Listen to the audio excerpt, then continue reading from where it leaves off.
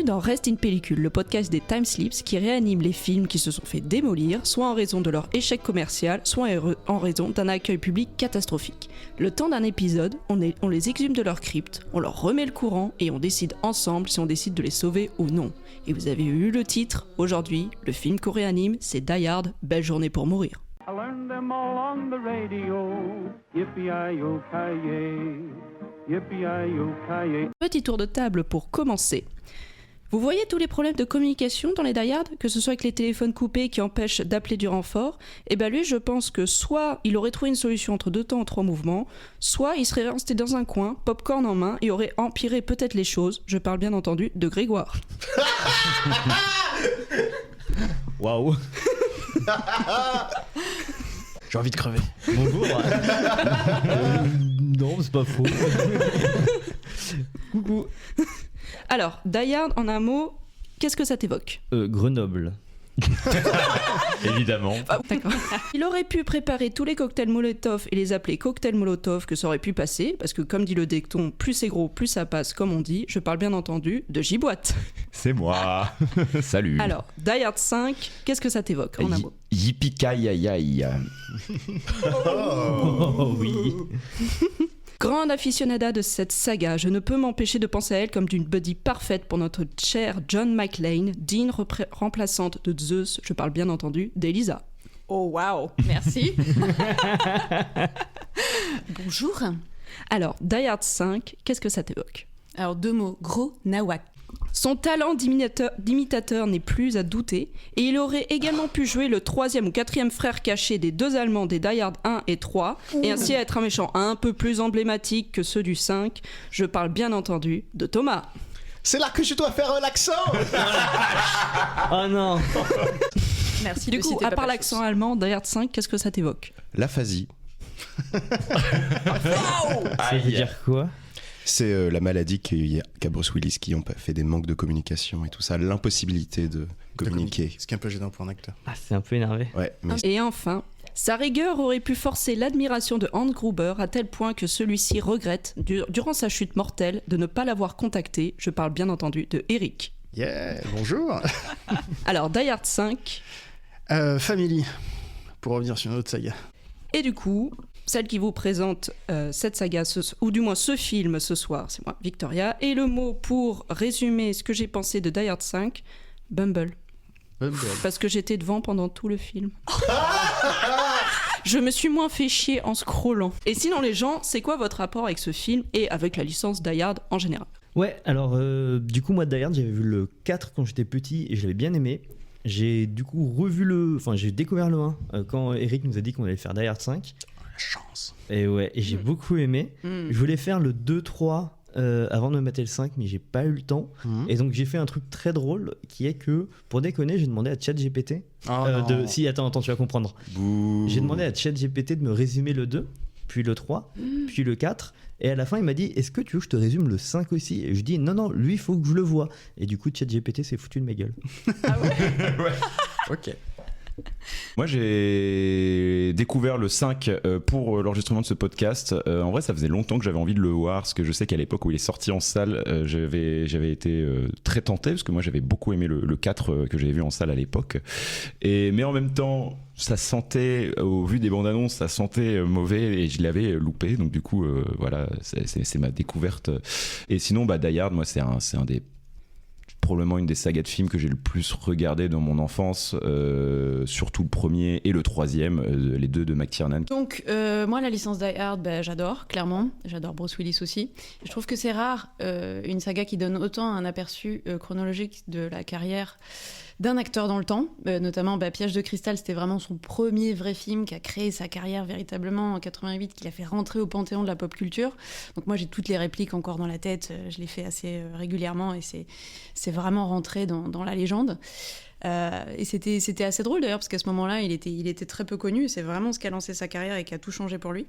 Et je trouve que du coup moi j'ai regardé Belle journée pour mourir pour le podcast, je l'avais pas vu à l'époque, je pense que j'avais dû voir le trailer et de me dire oula, ça sent pas bon, et je crois que j'avais clairement raison, parce que clairement pour moi ça coïncide avec la fin de sa belle carrière malheureusement et le début de la déchéance, donc c'est assez triste. Pour moi, il s'agit du premier film Die Hard que j'ai vu. C'était au cinéma avec mon daron. Voilà. Donc j'ai commencé cette saga par ce très grand film dont on reparlera. Ensuite, je sais que j'avais découvert le 4 que j'avais dû voir à la télé. Puis ado, j'avais vu le 1 que j'ai adoré et que j'ai revu plusieurs fois derrière. Et c'est vraiment que l'année dernière que je me suis dit, c'est vrai qu'il y a un 2 et un 3 aussi. Et du coup, j'ai complété ma saga l'année dernière en vraiment découvrant les 2 derniers. En fait, finir, on va dire, la première trilogie qui est considérée comme la partie la plus meilleure de la saga. Mais en même temps, vu que j'ai commencé par le pire, je ne pouvais que continuer par le meilleur. Et moi, j'ai quelques années de plus que vous, donc du coup, j'ai vraiment grandi. Le premier est sorti quand j'avais 9 ans, donc je l'ai pas vu non plus au cinéma, mais je l'ai très vite vu à la télé et revu à chaque fois qu'il passait à la télé. J'ai vu tous les autres au cinéma dès qu'ils sont sortis, et les 3 premiers, je les ai beaucoup regardés. Du coup, un gros attachement à Bruce Willis, un gros attachement à la série Die Hard. Mais sinon, on va commencer par mettre un peu de contexte. Eric, je t'en prie. Die Hard 5, alors déjà, faut le resituer rapidement dans la saga. Pour ceux qui connaissent absolument pas la saga, le premier film, c'était le premier film de Bruce Willis, et c'est ça qui a lancé sa carrière. Le principe du premier Die Hard, c'est qu'il est enfermé dans un énorme immeuble. C'est la raison pour laquelle on appelle ça piège de cristal. Et d'ailleurs, c'est un flic de Brooklyn qui débarque d'un seul coup à Los Angeles, qui connaît absolument pas la ville le soir de Noël, et qui se retrouve à devoir résister contre une prise d'otage qui finalement en fait s'avère être un peu plus compliqué que ça. Je ne spoil pas pour ceux qui n'ont pas eu la chance de voir le premier, qui est un film absolument incroyable. Le premier et le troisième sont considérés vraiment comme étant des chefs-d'œuvre du cinéma d'action hollywoodien. Le principe a eu tellement de succès que ça a été repris dans plein de films, ça a lancé toute une mode. Il y a eu Die Hard dans un bateau, c'était Piège en haute mer avec Steven Seagal. Dans un bus plus ou moins speed, c'est en partie inspiré de Die Hard. Dans un avion, il y a eu Passager 57 avec Wesley Snipes, Air Force One aussi. Et encore, là, je parle uniquement des films qui sont sortis à peu près dans les 10 ans après le premier Die Hard. Donc, si on continue sur plus loin, il y en a vraiment des dizaines. Dans un train, il y a eu Piège à grande vitesse. Broken Arrow aussi, qui est un très bon film de cette époque, qui est un peu oublié. Si vous aimez les films d'action aujourd'hui, il y a une bonne partie des films d'action qui viennent de Die Hard. Et ça a lancé la carrière de Bruce Willis. Pour les plus jeunes qui connaissent pas forcément si bien que ça Bruce Willis, il a tourné avec les plus grands, il a tourné avec Tarantino dans Pulp Fiction, il a joué avec Terry Gilliam pour L'Armée des 12 singes, il a joué avec Shyamalan dans Incassable et Sixième Sens, qui sont considérés comme le très haut du panier du réalisateur. Il a joué dans Sin City, dans Armageddon, dans énormément de films en fait qui ont marqué le cinéma d'Hollywood de cette époque. Et ce qui était particulier chez Bruce Willis, je parle au passé, il est encore vivant, mais il a arrêté sa carrière suite à des problèmes de santé, je crois que c'était en 2022. C'est ça. Ouais, c'est ça. C'est que c'est un mec qui est en même temps musclé, mais pas énormément musclé à la façon de Schwarzenegger ou de Stallone de la grande époque. Il joue beaucoup sur son bagou, donc il a un côté très populaire, mais en même temps assez classe en fait. Et ça lui donne un côté, des personnages qui souvent se ressemblent un peu, et qui sont en même temps forts en gueule, mais en même temps avec une espèce de réserve et de classe un peu prolo, un peu ouvrière, qui est super intéressante. Donc la saga Die Hard, c'est ce que disait Elisa, c'est que ça l'a suivi du coup pendant toute sa carrière. Le 5e épisode, pour revenir là-dessus, il a eu un budget de 92 millions de dollars, je crois que c'est uniquement pour la production, c'est hors frais marketing. Et il a fait un retour financier de 300 millions, donc on peut se dire que c'est le triple, donc ça va, mais en réalité, il faut au minimum le triple pour rentabiliser, donc a priori, ça a été à peine rentabilisé. Et au-delà du succès financier, là où ça a vraiment été catastrophique, ça a été sur la réception publique et critique. On est sur un pur film de studio, c'est-à-dire que Mark Tiernan s'est considéré comme un vrai auteur. Arline, celui qui a réalisé le deuxième, oui. Aussi, il a mené ses propres projets. Même le 4, en réalité, il a été réalisé par le gars qui a fait toute la série Les Vampires contre les loups-garous avec Kate Beckinsale. Underworld, c'est ça. Donc c'est le mec d'Underworld. Donc c'est pas... Ça, c'est du cinéma d'auteur, ça. Alors, moi j'adore Underworld. C'est pas foufou, mais au moins c'est son truc à lui, quoi. Et le 5, par contre... Mais par contre, pour Die Hard 5, ils ont pris un pur yes man qui a à peu près rien fait avant, qui a à peu près rien fait après. Et c'est un gros problème en matière de réalisation. Il a fait que des remakes et des films de commande, notamment l'horrible Max Payne qu'il fait juste avant Die Hard. Et c'est le yes man par définition. Des Russes, John McClane Jr. et un troisième bras, Die Hard, Belle journée pour mourir, c'est parti. Alors le film s'ouvre sur un écran noir. L'image suivante, c'est celle d'un écran de télé sur BBC World News, dont la présentatrice nous dit que les autorités russes se préparent à des manifestations massives à Moscou. Donc manifestations qui visent à s'opposer au procès de l'ancien milliardaire Youri Komarov, procès qui, selon la présentatrice toujours, a généré de grandes dissensions dans la population russe, dont une partie pense que l'un serait en fait une manœuvre politique orchestrée par le candidat à la défense Viktor Chagarin. On nous fait donc comprendre avec énormément de subtilité que c'est un méchant. On suit de dos un mec en costume auquel on ouvre une grille qui donne sur une immense pièce avec une cellule cage au centre, dans laquelle est enfermé un mec qui lance un « Que veux-tu, Victor ?» On comprend qu'il s'agit de Chagarin, donc le fameux politicien, qui vient voir Komarov dans sa prison et qui lui demande en russe « Pourquoi tu fais ça ? Qu'est-ce que tu comptes faire demain ?» Ce à quoi Youri Komarov, donc celui qui est enfermé dans la cellule, lui répond d'un air décidé et pas effrayé du tout. Je suis prêt à payer pour mes fautes, et toi aussi tu devrais t'y préparer. Et malgré le fait que Komarov soit en prison, on comprend tout de suite qu'il a la main sur son adversaire, qui a l'air de bien serrer les fesses pour une raison qu'on ignore à ce moment-là. Donc Chagarin dit à Komarov qu'il pourrait parler comme des gens civilisés, et que Komarov pourrait retrouver sa vie d'avant s'il oublie ce stupide procès. Mais c'est ballot, Komarov il s'en fout, il dit qu'il veut pas de sa vie d'avant. Là, Chagarin tente de le menacer en lui disant qu'il ne le laissera pas ouvrir la bouche et que tout le monde lui appartient dans ce tribunal. Komarov lui répond, bien sûr, « Sauf moi ». Et là, Chagarin appuie la tête contre la grille dans un geste un peu désespéré. Les crédits commencent à s'afficher, puis on change de plan sur une image aérienne du quartier général de la CIA. Une nana marche d'un pas pressé dans les couloirs et interpelle un mec à galon dans une salle, qu'elle appelle Mike, en lui disant que Chagarin passe à l'action pour Komarov. Il lui brandit ce qui semble être une sorte de une de journal en russe montrant Chagarin, et le dit Mike de la CIA demande donc « On a notre agent sur place ?»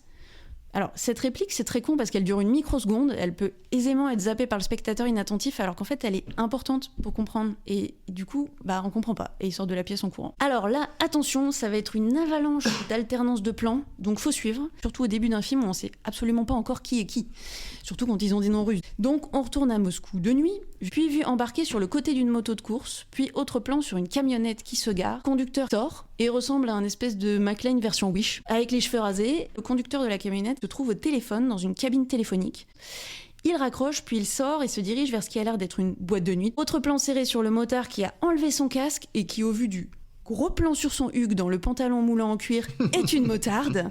Ce que confirme le plan élargi suivant est le fait qu'elle dézippe son haut de combi de cuir tout en rejetant ses cheveux en arrière pour que rien ne bloque la vue. Alors ça, effectivement, quand elle ouvre sa combinaison de cuir et qu'on voit qu'elle est en soutif en dessus, curieusement, peu importe la version du teasing ou de la bande-annonce, ce plan-là, il est toujours dans la bande-annonce. Exactement, tu as tout à fait raison, incroyable.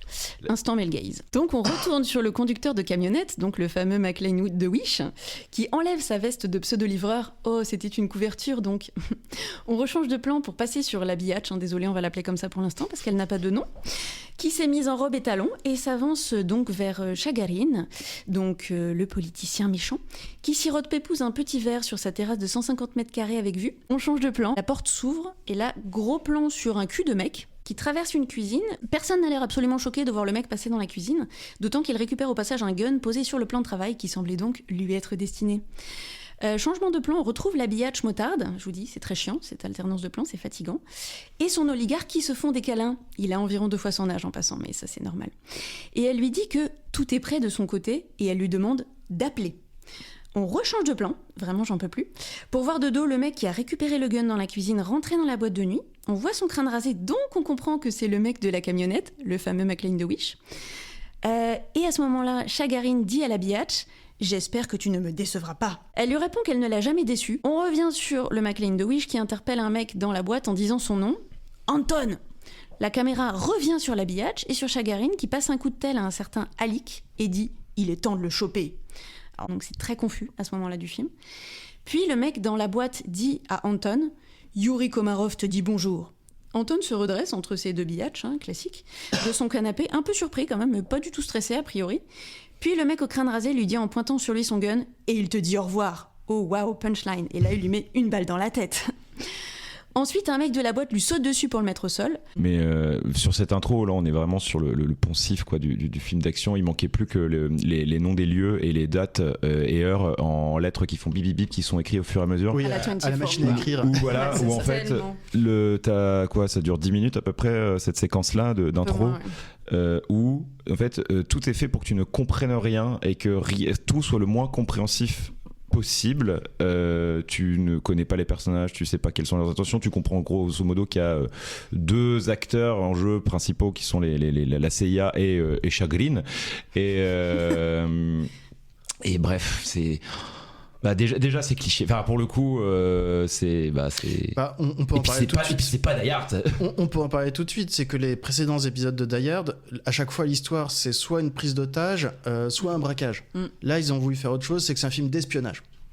Et c'est un mauvais film d'espionnage. Mais moi, je trouvais que ça allait, cette séquence alternée. Moi, je trouve dégueulasse. Par rapport au reste du film, tu vois, j'étais en mode genre, au moins, c'est dynamique, quoi. Au moins, il y a une meuf moulée dans du cuir, quoi. Et surtout, en fait, le film, je trouve, déjà à ce moment-là, au niveau de la manière dont c'est filmé, en gros, c'est filmé épaule tout le film. Ah oui. Très symptomatique des années 2010. Et fin 2000, genre, par exemple, dans le genre action, espionnage, La mémoire dans la peau, La vengeance dans la peau et tout. C'est-à-dire que ça vient à la base de Die Hard 3. C'est-à-dire que dans Die Hard 3 qui se passe à New York, littéralement, McTiernan, pendant les plans, prenait son caméraman et il le secouait pendant que le mec tournait pour donner l'impression que c'était pris sur le vif par une espèce de caméra de télé en filmant les gars de l'autre côté de la rue pour faire des scènes d'exposition. Et ensuite, ça a été repris dans plein de films, y compris entre autres par Jason Bourne, qui est un peu devenu le nouveau modèle des films d'action. Je crois que c'était 2003, un truc comme ça. Le premier, ouais, ça a duré longtemps après. Est-ce qu'il y en a eu 3-4 films ? Mais c'est surtout le premier qui a beaucoup marqué parce que... J'adore le premier. Il est très bien, mais c'est à fond caméra à l'épaule et puis des scènes de combat qui sont beaucoup moins chorégraphiées, qui ont l'air beaucoup plus brutales et beaucoup plus réalistes que dans les films d'avant. Et ensuite ça a été repris et simplement les mauvais réalisateurs ils ont juste retenu le côté on va faire de la shaky cam de merde. C'est ça. Après ce que je ne lui reproche pas c'est que c'est pas de la shaky cam où tu peux pas suivre, c'est juste gavant parce que vraiment même les scènes de dialogue t'as la caméra qui bouge constamment, je suis en mode enfin gros c'est un plan fixe, arrête de faire des hauts et des bas. T'as 2 personnages qui parlent et je me souviens dans 24 heures chrono c'était relou, c'était la même chose, t'as 2 personnages qui parlent dans une pièce, il faut que la caméra elle bouge dans tous les sens. C'est ça, mais pour les scènes d'action par rapport à notamment le deuxième film de Jason Bourne où les scènes d'action tu ne peux pas les comprendre parce que vraiment j'ai juste l'image est floue, la caméra elle fait des tours sur elle-même dans tous les sens. Pour le coup sur celui-là j'ai remercié le fait que la shaky cam était pas trop vénère non plus, c'est gavant, c'est vraiment le symptôme du cinéma d'action de l'époque mais bon c'est bon. Scène suivante, cette fois-ci on revient aux États-Unis. On est dans un stand de tir de la police, donc on peut imaginer que c'est peut-être New York, puisque je crois qu'il bossait toujours là dans le 4, si je me souviens. À partir du 3, il revient à New York. Ouais. C'est ça, donc il est revenu à New York, il s'entraîne au tir. On voit que John McClane, puisque cette fois-ci c'est bien John McClane, c'est Bruce Willis enfin qui apparaît, il est toujours très bon au tir. D'un seul coup, il y a un de ses coéquipiers qui vient le voir avec un dossier à la main. Il lui annonce que ça y est, on l'a retrouvé, mais la situation n'est pas génial. Donc là, il y a eu il y a un petit dialogue. C'est pas génial. Est-ce qu'il est à l'hôpital ou à la morgue ? Et là, le gars lui répond c'est pire. Il est emprisonné en Russie, à Moscou. Et c'est vraiment pas sûr qu'il s'en tire. Et donc, il continue de parler. Le dialogue d'exposition extrêmement mal branlé continue. Et là, on comprend que la personne qui s'est fait arrêter, qui était donc le mec qui a tiré dans la boîte de nuit, en réalité, c'est son fils. Mais non. Bon, en même temps, il faut expliquer. En réalité, la plupart des gens qui ont vu le film connaissent le principe, ils ont vu la bande-annonce, mais il faut bien expliquer à un moment que c'est son fils. Donc, on annonce que c'est le fils de John McClane, que visiblement, ça a été pendant longtemps un gamin à problème. Et que simplement la Russie c'est plus compliqué que les États-Unis. Alors attention, nouveau défi pour John McClane, cette fois-ci ça va se passer en Russie, il n'a pas l'habitude, les choses se passent différemment là-bas. Donc du coup John McClane récupère le dossier qui lui a été confié par son coéquipier. On le voit qui va à l'aéroport. Alors on parlait des versions qui étaient différentes. En réalité, dans la version que j'ai vue, tu le vois juste qui descend du taxi à l'aéroport. Je crois qu'il y a une version que j'ai pas vue où tu le vois discuter pendant 30 secondes avec sa fille, mais sa fille la amène juste en voiture jusqu'à l'aéroport et on la revoit pas de la suite du film. Donc en dehors du fait qu'elle fait un mini caméo pour montrer qu'elle existe toujours, bon, je crois que ça porte pas grand chose non plus quoi. Et donc McClane prend son avion pour partir vers le pays de Tolstoï, de Gargarine et de Gérard Depardieu, parce que oui, Gérard Depardieu est devenu russe, il a changé de nationalité. Je crois même plus qu'il ait nationalité française, je crois qu'il y a renoncé. T'aurais pu dire Karl Marx et t'as dit Gérard Depardieu. Oui, parce que c'est la réalité de la Russie aujourd'hui. Mais Karl Marx, il est allemand ? Je sais pas. Non, bah oui, suis bah nul, oui, en je plus, suis mais oui, il est nul, je suis allemand. nul en- Mais oui. Ça sera Le mec, il l'extrait est qu'on va communiste, utiliser. il connaît pas la nationalité ouais, de Karl mais genre. Marx. Moi, je lis, je regarde pas d'où ils viennent. Oh là là, Mais oh, parce que tu n'es pas un vrai, parce Oh, que si tu l'excuse. étais un vrai, tu dirais Karl Marx en allemand. Oh, le coco. c'est le coco de Wish, quoi. Oh, le coco de Wish, c'est comme ça que je vais t'appeler, Grégoire. Et donc, scène suivante qui est très rapide. Cette fois-ci, on retrouve Jack, donc le fils de John, dans une prison russe où il est interrogé. Et il parle en russe avec le mec qui vient pour l'interroger. Et il lui dit simplement qu'il est prêt à témoigner que Yuri Komarov, qui est donc le gars qu'on voyait emprisonné au début, lui a commandité le meurtre qui a eu lieu dans la boîte de nuit. Donc, autrement dit, il est prêt à témoigner pour faire plonger ce mec-là dont on sait qu'il va bientôt être en procès et qu'il a un ennemi qui aimerait encore plus se faire plonger. John arrive donc à Moscou et bloqué dans les embouteillages en taxi, il relit ses notes. Et il essaye de parler russe au chauffeur et je suis pas très sûr que c'était une bonne idée parce qu'il est pas très très bon en russe, clairement. Mais le chauffeur est choc-barre et en fait il pensait lui poser une super question et en fait il lui a demandé un sac de cheveux pour aller au tribunal. Ensuite ça small talk avec le conducteur pendant un petit moment, ce qui malaise fort John McClane parce que c'est le chauffeur est gênant quoi, et quand il se met à chanter j'étais autant mal à l'aise que John McClane je pense, et si j'avais pu je serais sorti de la voiture. Ouais. Et bref, c'est tellement bloqué là où ils sont que le taxi lui recommande de finir à pied. C'est la première fois que je vois ça de ma vie perso, et il lui offre même la course parce qu'il a laissé chanter. Oui, donc le scénariste il est jamais allé en Russie en fait, qu'on se mette d'accord parce que... Et ils insistent bien sur que la route bloquée là s'appelle Garden Ring. Ils insistent bien sur le terme Garden Ring. Et à un moment, tu vois, je sais plus à quel moment, je crois que c'est dans les bureaux de la CIA ou quoi, tu vois un plan de Moscou. Et en fait, c'est juste le périph' de Moscou en gros. Oui, enfin, c'est Oui. voilà. Et mais c'est toujours bouché Garden Ring à ce moment-là de la journée. C'est bien. Tous les trucs globalement sur lesquels tu as des gros zooms qui ont l'air d'avoir rien à voir, faut faire attention parce qu'il veut te dire attention, ça va être important. Non, je suis pas d'accord parce qu'ils font des crash zoom tout le temps. Ils sont dégueulasses et ça veut souvent rien dire. C'est vrai. Et pendant ce temps, Jack, lui, est transféré au tribunal.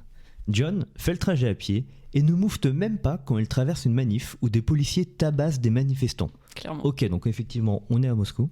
On entend donc les infos expliquer que la sécurité est renforcée car Komarov a plein de soutien et que du coup, c'est la merde. En arrivant, John voit son fils menotté, être escorté au tribunal, et tu sens qu'il est un peu chafouin quand même parce que c'est son fils, c'est son fils, sa bataille, tout ça. Ah yes, merci. Évidemment. Jack et Komarov sont donc enfermés dans des boîtes en verre. Ouais, mais ça, c'est les cages de protection d'accusés. Souvent, dans les gros procès politiques et tout, c'est des trucs pour protéger les gens accusés parce que pourrait justement y avoir un attentat à leur encontre ou des trucs comme ça. Tout à fait. Le procès va commencer, mais pendant ce temps, des voitures louches arrivent vers le tribunal et passent la sécurité plutôt easy. Ah ouais, en fait. de ouf. Non, même très easy. Et pourtant, un groupe de gros méchants qui sont très méchants parce que ça se voit en fait, puis parce qu'ils sont russes aussi, mais ça se voit, font péter ces voitures en disant bon, c'est pas grave pour les conducteurs, de toute façon, comme ça on les payera pas. Oui. Et je tiens à dire que le film, il insiste bien sur le fait que John McClane, il se rend compte de tout ça, tu vois. Ouais. Il y a vraiment ce truc où on a des gros yeux, où on le voit les yeux plissés qui va dans tous les sens, et il est en mode genre, là on est vraiment dans la tête de John McClane, le flic qui voit tout ce qui va se passer, quoi. On est un peu dans le John McClane du 2 quand il est dans l'aéroport et qu'il commence à avoir des trucs louches en fait qui se passent. Mais je trouve que ça marchait pas du tout là. Non, Genre, parce qu'il il a juste l'air il en fait perdu. rien, quoi. C'est ça. Puis là en vacances, Et il souffre du décalage horaire. le jet lag. Et c'est vrai que là, c'est pas du tout logique parce qu'il aperçoit le bout d'un camion qui se gare, qui est genre à 50 mètres, alors qu'en fait, le camion est vachement plus loin quand il roule, quand il arrive, donc ça fait aucun sens. Et le camion profite donc de la cohue pour foncer vers le tribunal et rentrer armé jusqu'aux dents. Alors quand je dis rentrer dans le tribunal, c'est le camion rentre dans le tribunal. Et après ils sortent et ils prennent Sachant que c'est pas une petite camionnette, en fait ils ont fabriqué un camion militaire, mais un truc absolument gigantesque. Le truc, ça ressemble à moitié à un camion et à moitié à un bulldozer, tellement le truc est gigantesque, quoi. J'ai l'impression que c'est un peu les camions blindés des banques et des trucs comme ça. Oui, ça faisait un peu ça, ouais. J'ai hésité à un moment, je suis allé chercher le modèle du véhicule parce que ça m'éclatait et j'ai complètement oublié. Alors parce moi que j'ai c'était trouvé très con. dans les trivia d'IMDB, et en fait ils ont pris un camion militaire et ils l'ont encore surblindé, donc c'est un truc vraiment qui a été fait pour le film, et c'est vraiment un camion absolument Un gigantesque. gros camion militaire. Ça fait partie des quelques trucs qui sont sympas dans le film, c'est effectivement les véhicules, mais on y reviendra. Il n'y a rien de sympa dans ce film. Arrête de te raccrocher à des choses après, comme ça me surprend. L'anecdote sur le fait qu'ils aient pimpé le camion militaire pour le film, ça me surprend pas du coup de la prendre là, parce que bon, déjà ils le font dans tous les films, mais surtout ils insistent bien pour la scène de course poursuite qui va arriver plus tard, à bien filmer le camion, tu sais, ils le mettent bien en valeur. Il est beau notre camion, camouflage là avec le treillis, tout. Bref. Et les autorités font donc vider le tribunal suite à cet incident. Donc exactement, grosse explosion dans le tribunal, de vilains mercenaires portant des masques à gaz sortent de leurs gros camions militaires armés jusqu'aux dents et abattent les survivants à vue d'œil. Voilà, dès qu'ils voient quelqu'un qui bouge, boum. En parallèle, Jack attrape Yuri Komarov et le fait sortir du tribunal.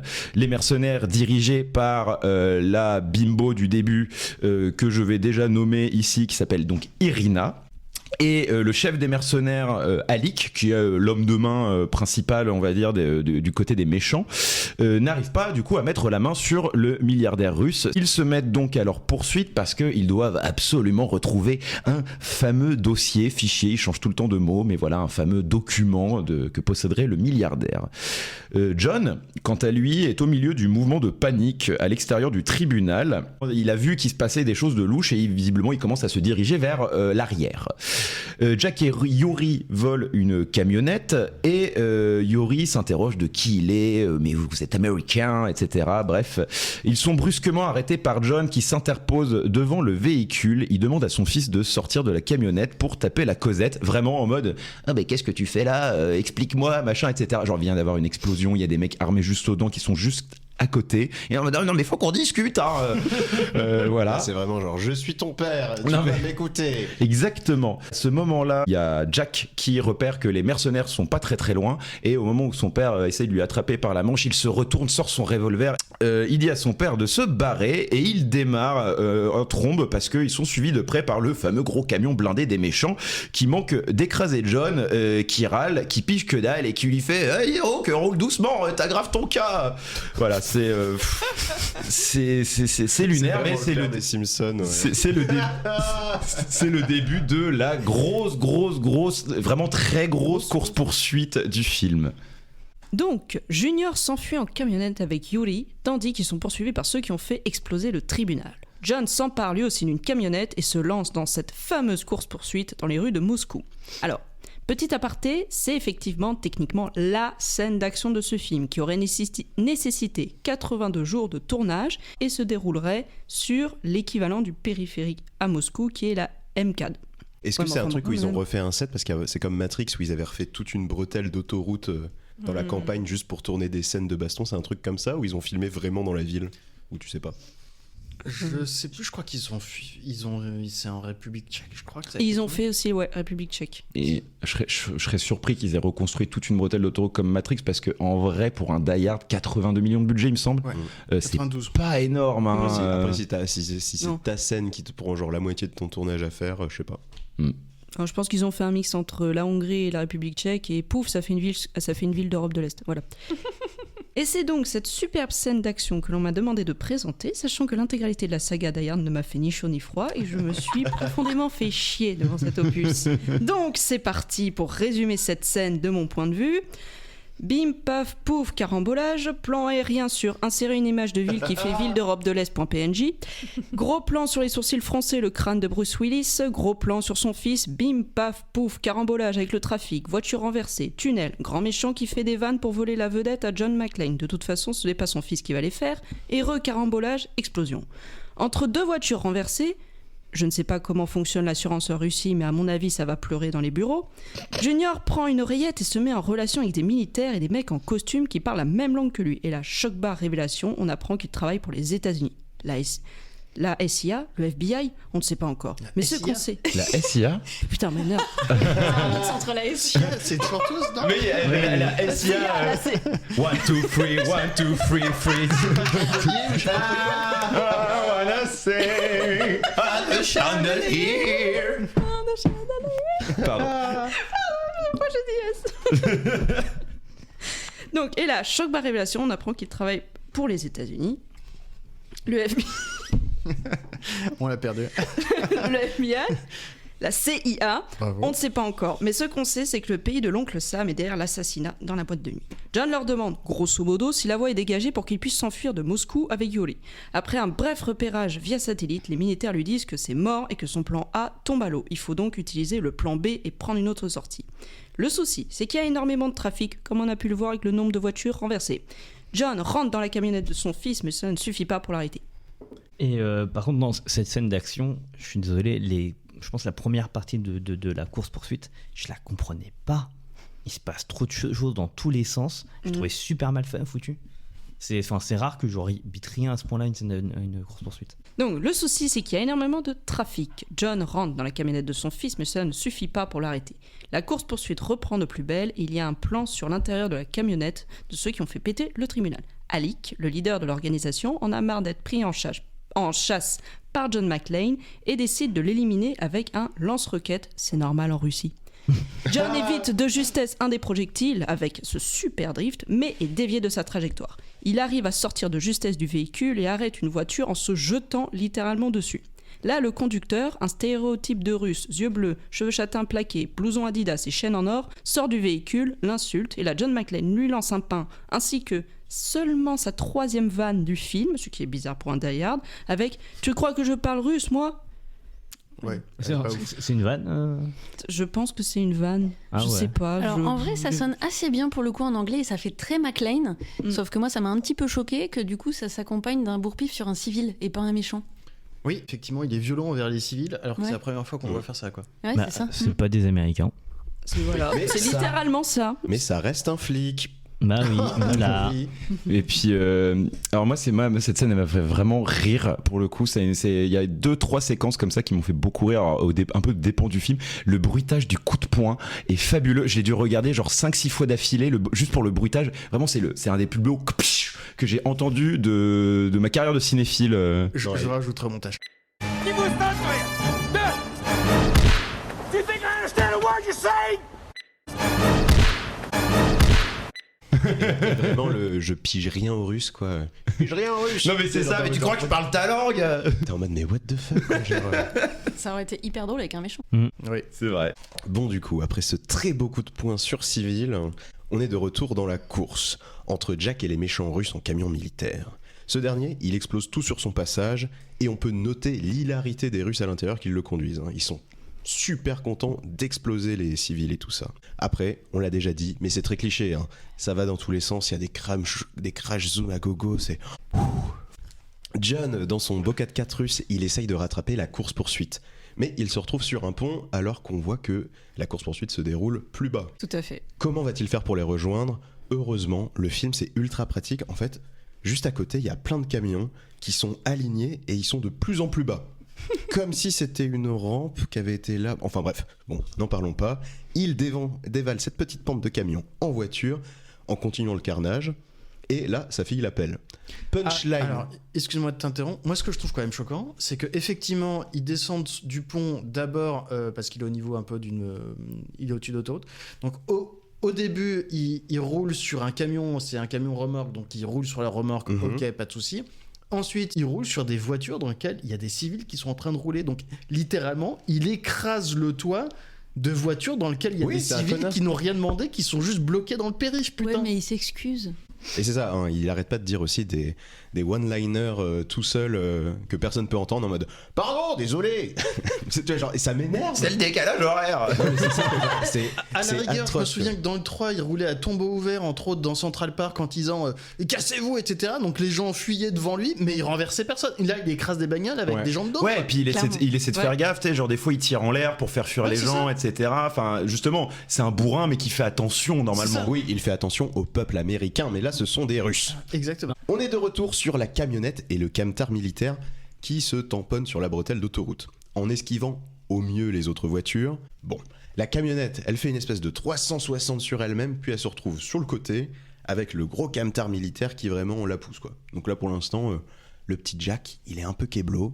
Tu parles des one-liners de Bruce Willis, mais t'as aussi le chef des mercenaires, là, Alec, qui arrête pas de faire des remarques en plus. Et puis tu sais, il donne des ordres qui n'ont aucun sens à ses sbires. Je t'ai pas dit d'aller vite, je t'ai dit de voler. Ok, bon, du coup, le mec accélère, il est là, ouais, comme un gamin. Tous les one-liners de perso qui parlent tout seuls, alors que c'est les seuls à pouvoir plus ou moins s'entendre. Voilà quoi, t'es en mode... Au moins c'était drôle dans les autres films où il s'adressait au méchant, il était en train de le narguer en mode « Ha ha ha, tu as vu, je t'ai niqué », alors que là... J'ai une mitraillette, ho ho ho. En fait, ce qui faisait le succès des premiers, c'est qu'il y avait aussi un côté un peu narquois. Je me souviens dans le premier, il est dans un... c'est trop la merde, il est coincé dans un conduit d'aération, tu sais.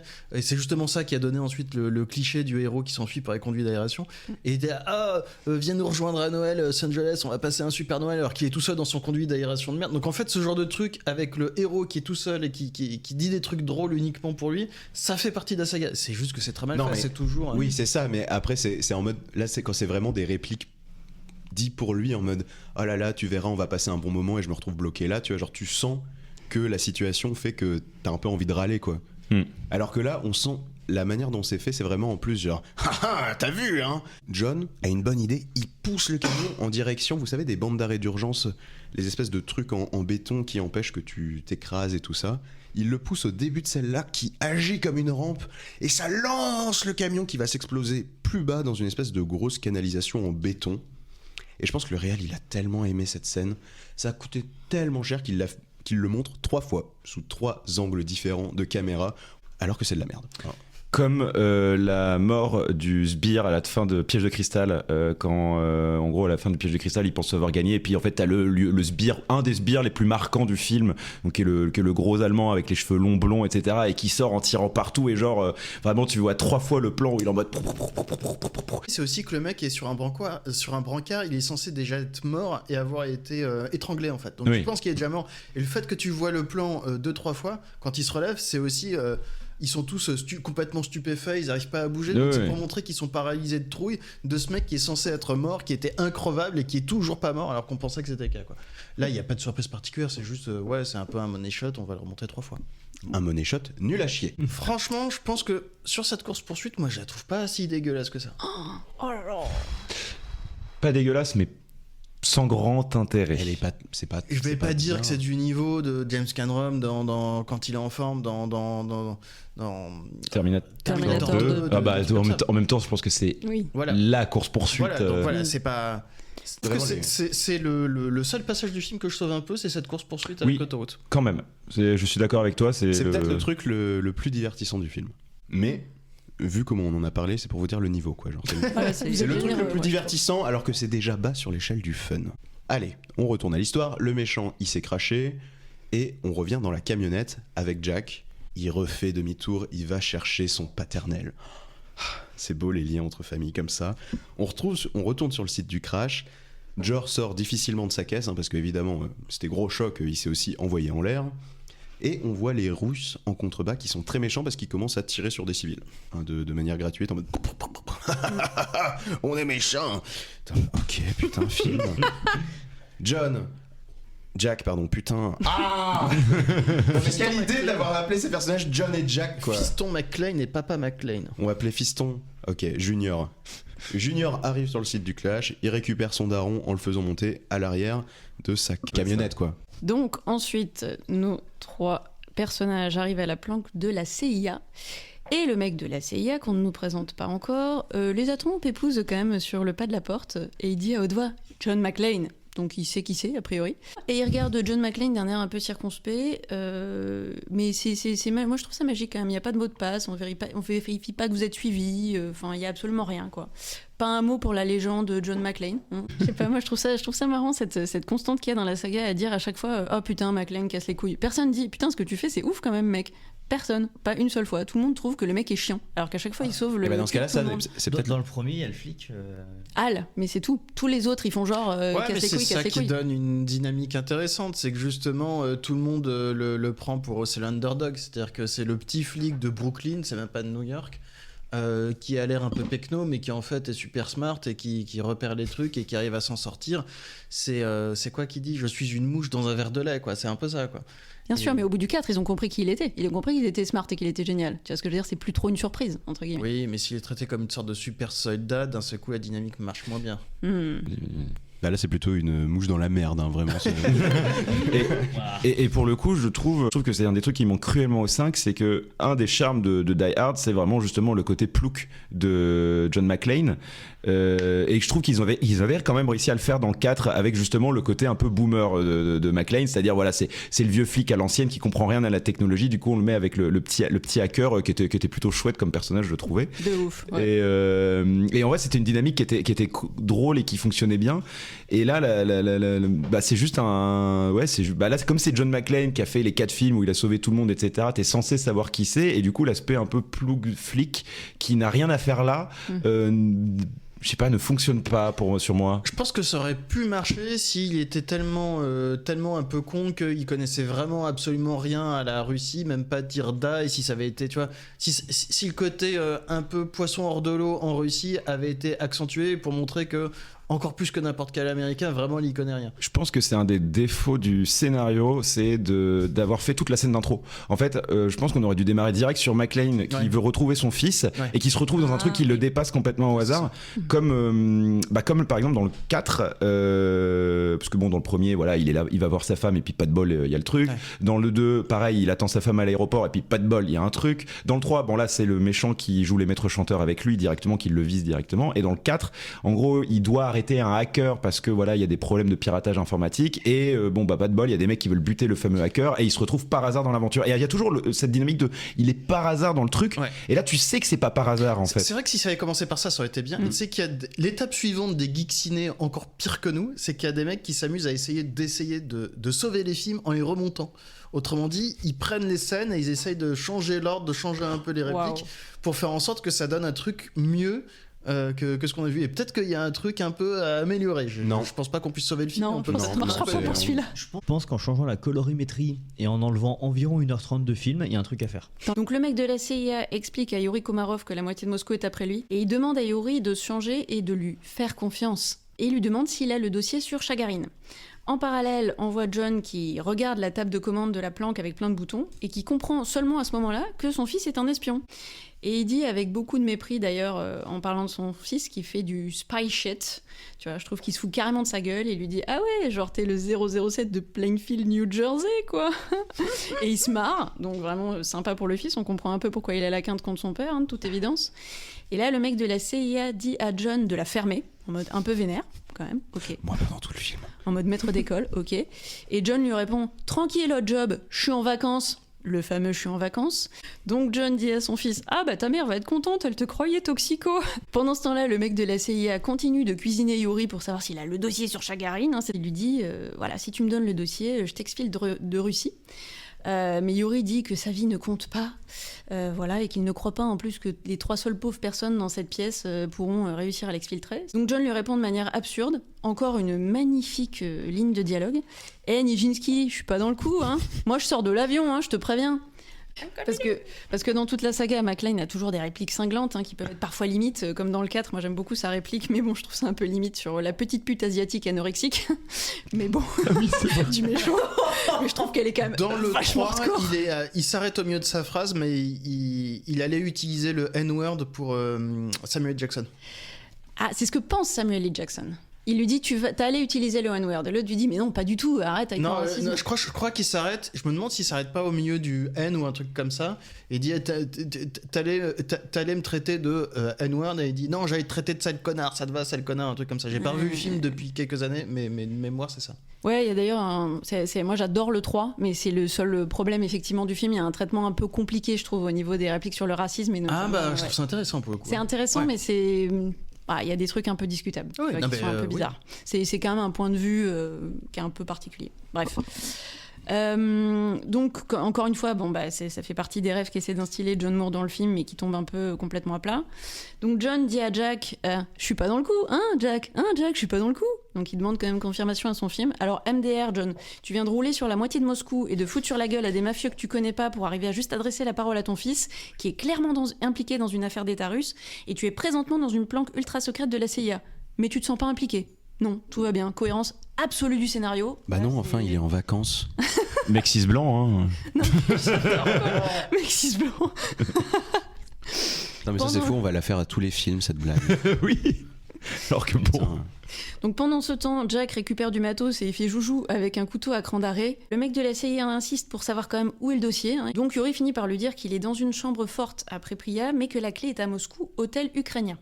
Moi j'ai cru voir que le couteau, si j'ai bien suivi, c'était pas uniquement un couteau, c'était un truc qui était capable de tirer une balle en plus, ou j'ai mal compris? Oui, c'est un revolver. Voilà, c'est que c'est en même temps un couteau et en même temps tu peux tirer quelques balles. D'accord, ok, j'avais pas fait gaffe à ça, autant pour moi. Le mec de la CIA donc passe un portable à Yuri pour qu'il appelle sa fille et il dit à Jack, allez, on va à l'hôtel ukrainien. Donc Yuri appelle sa fille et il lui dit, de manière un peu cryptique mais visiblement elle comprend, je t'attendrai là où j'avais dansé avec ta mère tout de suite. Donc après avoir accroché, Yuri se regarde dans la glace comme s'il n'aimait pas le reflet qu'il voyait. Voilà, on revient sur Jack et le mec de la CIA qui l'appelle Mike. Ah, et là on comprend, c'était le Mike au galon du début de la CIA, d'accord. Et qui s'excuse pour ce qui s'est passé le matin. Donc, on a compris. On comprend quand on regarde le film pour la deuxième ou troisième fois, la première fois où tu exactement, comprends rien. Je suis tout à fait d'accord. C'est en le revoyant, sinon c'est incompréhensible. Le personnage de Mike, il passe complètement à la trappe. Donc attention, scène magique. Yuri dit « Ok, c'est bon, on peut y aller ». Et là, il se prend une balle dans le bras. Et Mike, le mec de la CIA, une balle dans la tête. Ok, donc les tireurs n'ont bien visé que pour le personnage secondaire, pas pour l'ennemi numéro 1. Normal. Après, ils ne veulent pas le tuer, Yuri. Ils veulent le garder en vie. Oui, c'est vrai. Mais en fait, à un moment, moi, je me suis demandé, c'est le fils Jack. C'est le fils, ouais, ou un truc comme ça. Va y avoir un twist là-dessus parce qu'il y a un truc avec la CIA qui a pas pu les récupérer et tout. Moi, je m'attendais à ce qu'il y ait un twist là-dessus, tu vois, parce que bon, c'est commun dans les Die Hard qu'il y ait toujours un twist à un moment. Mais non, ça n'a juste pas de sens. Ça n'a juste absolument aucun sens. Donc décidément, cette planque de la CIA, comme le dit après d'ailleurs John, elle est vachement sécure quand même. Jack il s'oblige à faire le daron avec Yuri quand même, il se précipite sur Yuri pour le mettre à terre parce que l'autre est pas suffisamment intelligent, il vient de se prendre une balle mais il se met pas à terre, tout va bien, et il demande à John de le couvrir. Ah là cette fois-ci c'est utile ton vieux, le reste du temps t'en as rien à foutre, mais là, cette fois-ci t'es content qu'il soit là quand même. Alors la scène, je suis désolée mais elle est tellement mal montée.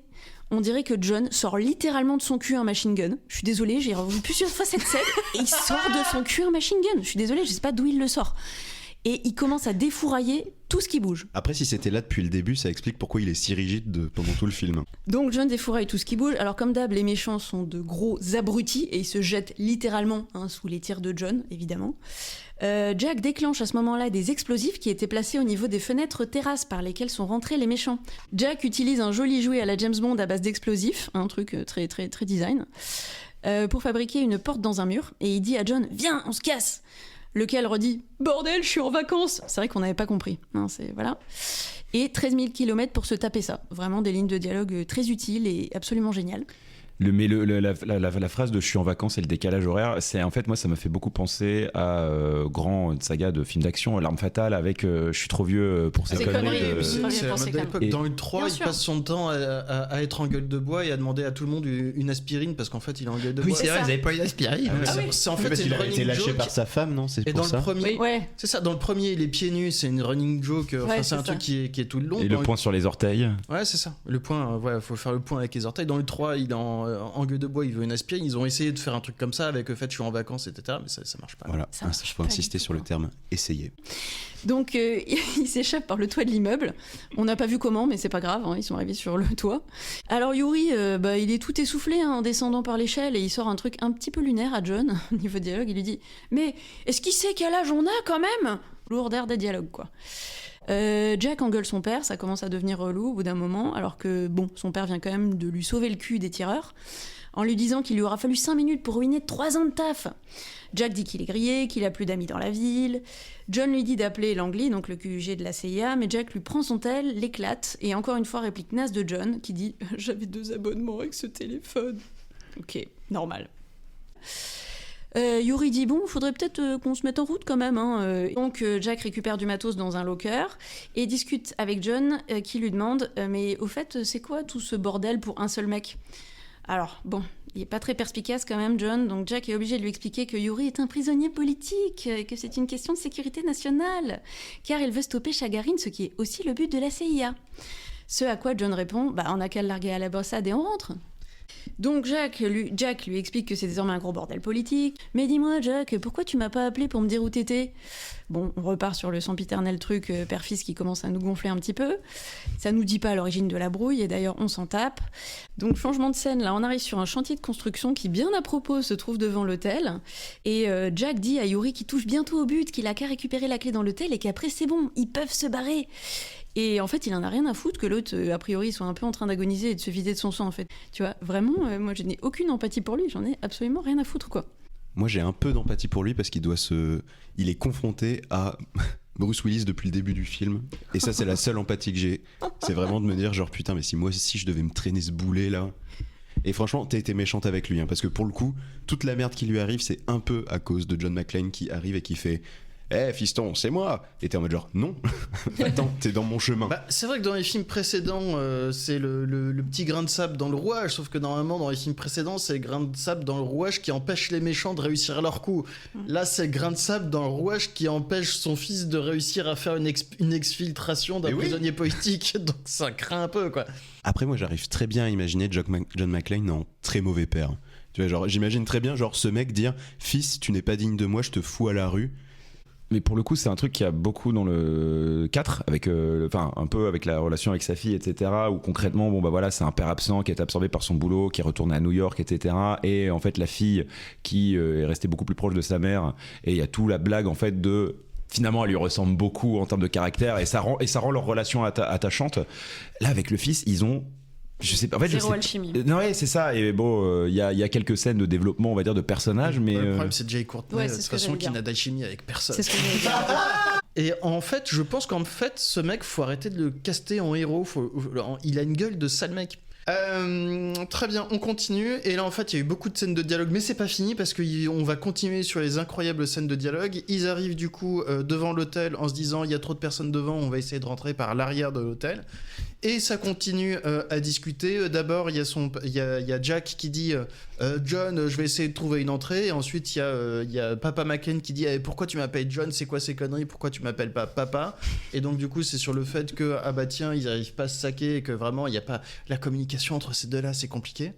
Et lui dit, je sais plus, il part en disant parce que tu mérites pas que je t'appelle papa, en gros c'est ça le sens. C'est pas tout ça, mais du coup ils doivent rentrer dans l'hôtel. À un moment, Yuri et Jack discutent de la façon de rentrer. Pendant ce temps-là, Papa McClane va discuter en fait avec un des gars qui s'occupe de sortir le linge. Il lui file un bifton et grâce à ça, ils réussissent à rentrer. Qui est un des gags qui fonctionne le mieux du film, j'ai trouvé.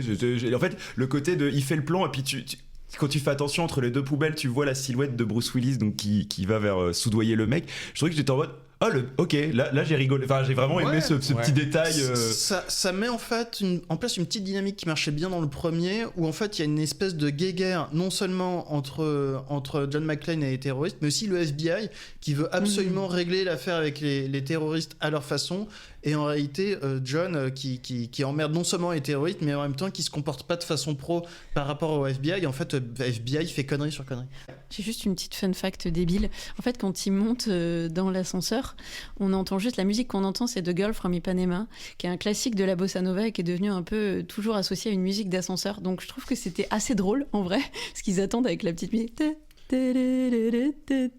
Mais encore une fois, ça aurait pu être hyper drôle, mais je trouve que John est tellement pas expressif, il est aussi expressif que Vin Diesel, et du coup ça marche pas. C'est dommage. Si jamais les musiques d'ascenseur vous intéressent, il y a plein de super playlists Muzak sur YouTube, allez-y, d'albums. C'est quoi Muzak ? En fait, c'est un peu le style de la musique de supermarché années 50, musique d'ascenseur, etc. Et moi c'est très esprit les Sims 1 aussi quand tu fais les courses et tout, et genre j'adore ça. Et vraiment c'est voilà, fun fact.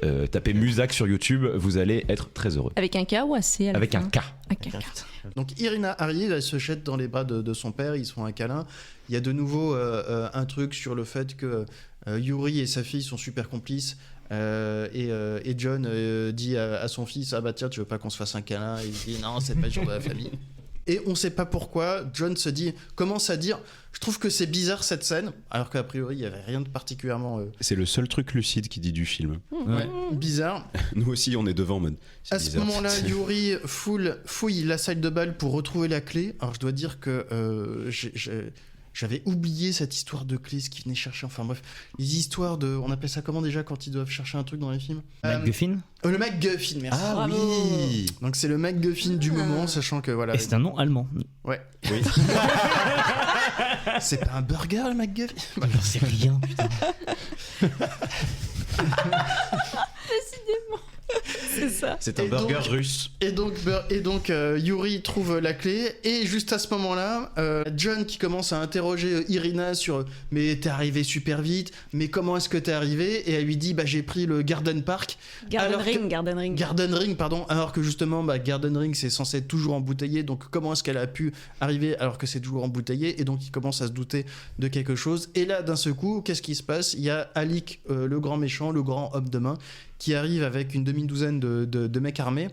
Et ce qui va se passer, c'est que d'un seul coup, Irina va trahir son père et rejoindre Alec, et donc on comprend que Irina, en réalité, ne fait pas ça pour libérer son père, mais qu'au contraire, elle souhaite trahir son père. Et quand son père lui dit « Mais pourquoi tu fais ça ? Je suis ton père », il dit « Oui, mais tu m'as laissé sans une thune, parce que t'étais trop occupé à gagner ta vie, et là, il fallait bien que je gagne ma vie, c'est ce que je suis en train de faire, et donc voilà, moi aussi je trahis, et y compris mes proches, parce que on fonctionne comme ça dans la famille. » Je suis désolée, mais en fait, Alec, il arrive en mangeant une carotte crue. Oui. C'est vraiment un plot de méchant. Ça, en fait, c'est pour avoir l'air cool. Et justement, dans la scène suivante, Alec et les soldats vont menotter Jack et John McClane et les foutre à genoux. Donc, ils sont menottés à genoux. Et ce qui va se passer, c'est qu'en fait, il va faire un petit pas de danse. Et pour moi, c'est complètement repompé sur la scène de Reservoir Dogs.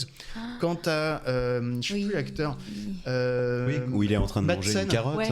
C'est Bidule Michael Madsen. Michael Madsen, voilà. Celui qui joue dans les Kill Bill aussi. C'est ça, Oui. qui danse sur une musique super cool avant de commencer à taillader un mec à l'oreille, si je me souviens bien. Oui. Et là, c'est exactement la même chose, sauf qu'il a une carotte et qu'il commence à virer les flingues avant de Et commencer à tout le leur monde taper sait dessus. qu'une carotte c'est très très menaçant. Ah, j'avais pas vu le parallèle. Tu vois. Je pense que, ouais, je sais pas si c'est un hommage ou si juste il a repompé l'idée, mais en gros, c'est exactement repompé sur cette scène-là. Curieusement. Pour moi, c'est donné beaucoup trop d'intelligence à ce film. Ouais, c'est. De se dire Non, qu'ils sont allés chercher ça. Non, alors je dis pas que c'est une référence fine, si ça se trouve, c'est juste qu'ils ont pompé. Je pense que c'est un même passage. pas une référence. Tu vois, je pense Non, qu'il mais- s'est dit le méchant il danse. Tu vois, genre. Non, mais je pense que c'est pour prouver sa supériorité. Il est en mode regarde, j'ai du bêta-carotène et des vitamines A, je vais te déglinguer. En réalité, Alec, jusqu'ici, mis à part le fait qu'il dirige le méchant, il a quasiment rien dit, il a pas de personnalité, Non, et c'est zéro pour lui donner personnalité. un tout petit peu de personnalité. carotte. Il a Bah, le droit il- de marcher pendant. Il a le droit de parler pendant 30 secondes. Dans la course-poursuite, il avait vite fait ce petit côté un peu cinglé quand même. C'est un peu son trait de personnalité, de côté un peu foufou, Ouais. Ouais, sans limite. Regarde le civil, je le tue. un peu sadique, ouais. Donc peut-être. Non, je le tue pas, je le tire dans le genou. Ouais, mais il aurait pu Souffle, ne pas et être après, je sadique le si on l'avait aidé. Il a dit moi j'aurais aimé être danseur, mais personne m'a aidé. Exactement. Bébou. Et ensuite, il dit que ce qu'il déteste, c'est les Américains. C'est en fait tout, surtout ceux qui se prennent pour des cow-boys. Et là, c'est un peu aussi un. c'est une référence à John McClane ou quoi? Exactement. Mais d'un autre côté, grâce à ça, on se reconnaît un peu dans le personnage de Ellie. Effectivement.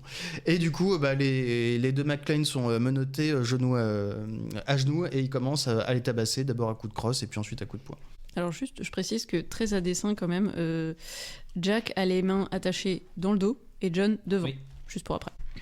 Donc, les hommes de Bugs Bunny relèvent John et Jack. Mais heureusement que Jack avait un couteau caché qu'il utilise pour couper ses menottes. Parce que tu sais, c'est pas des menottes, c'est des rislins.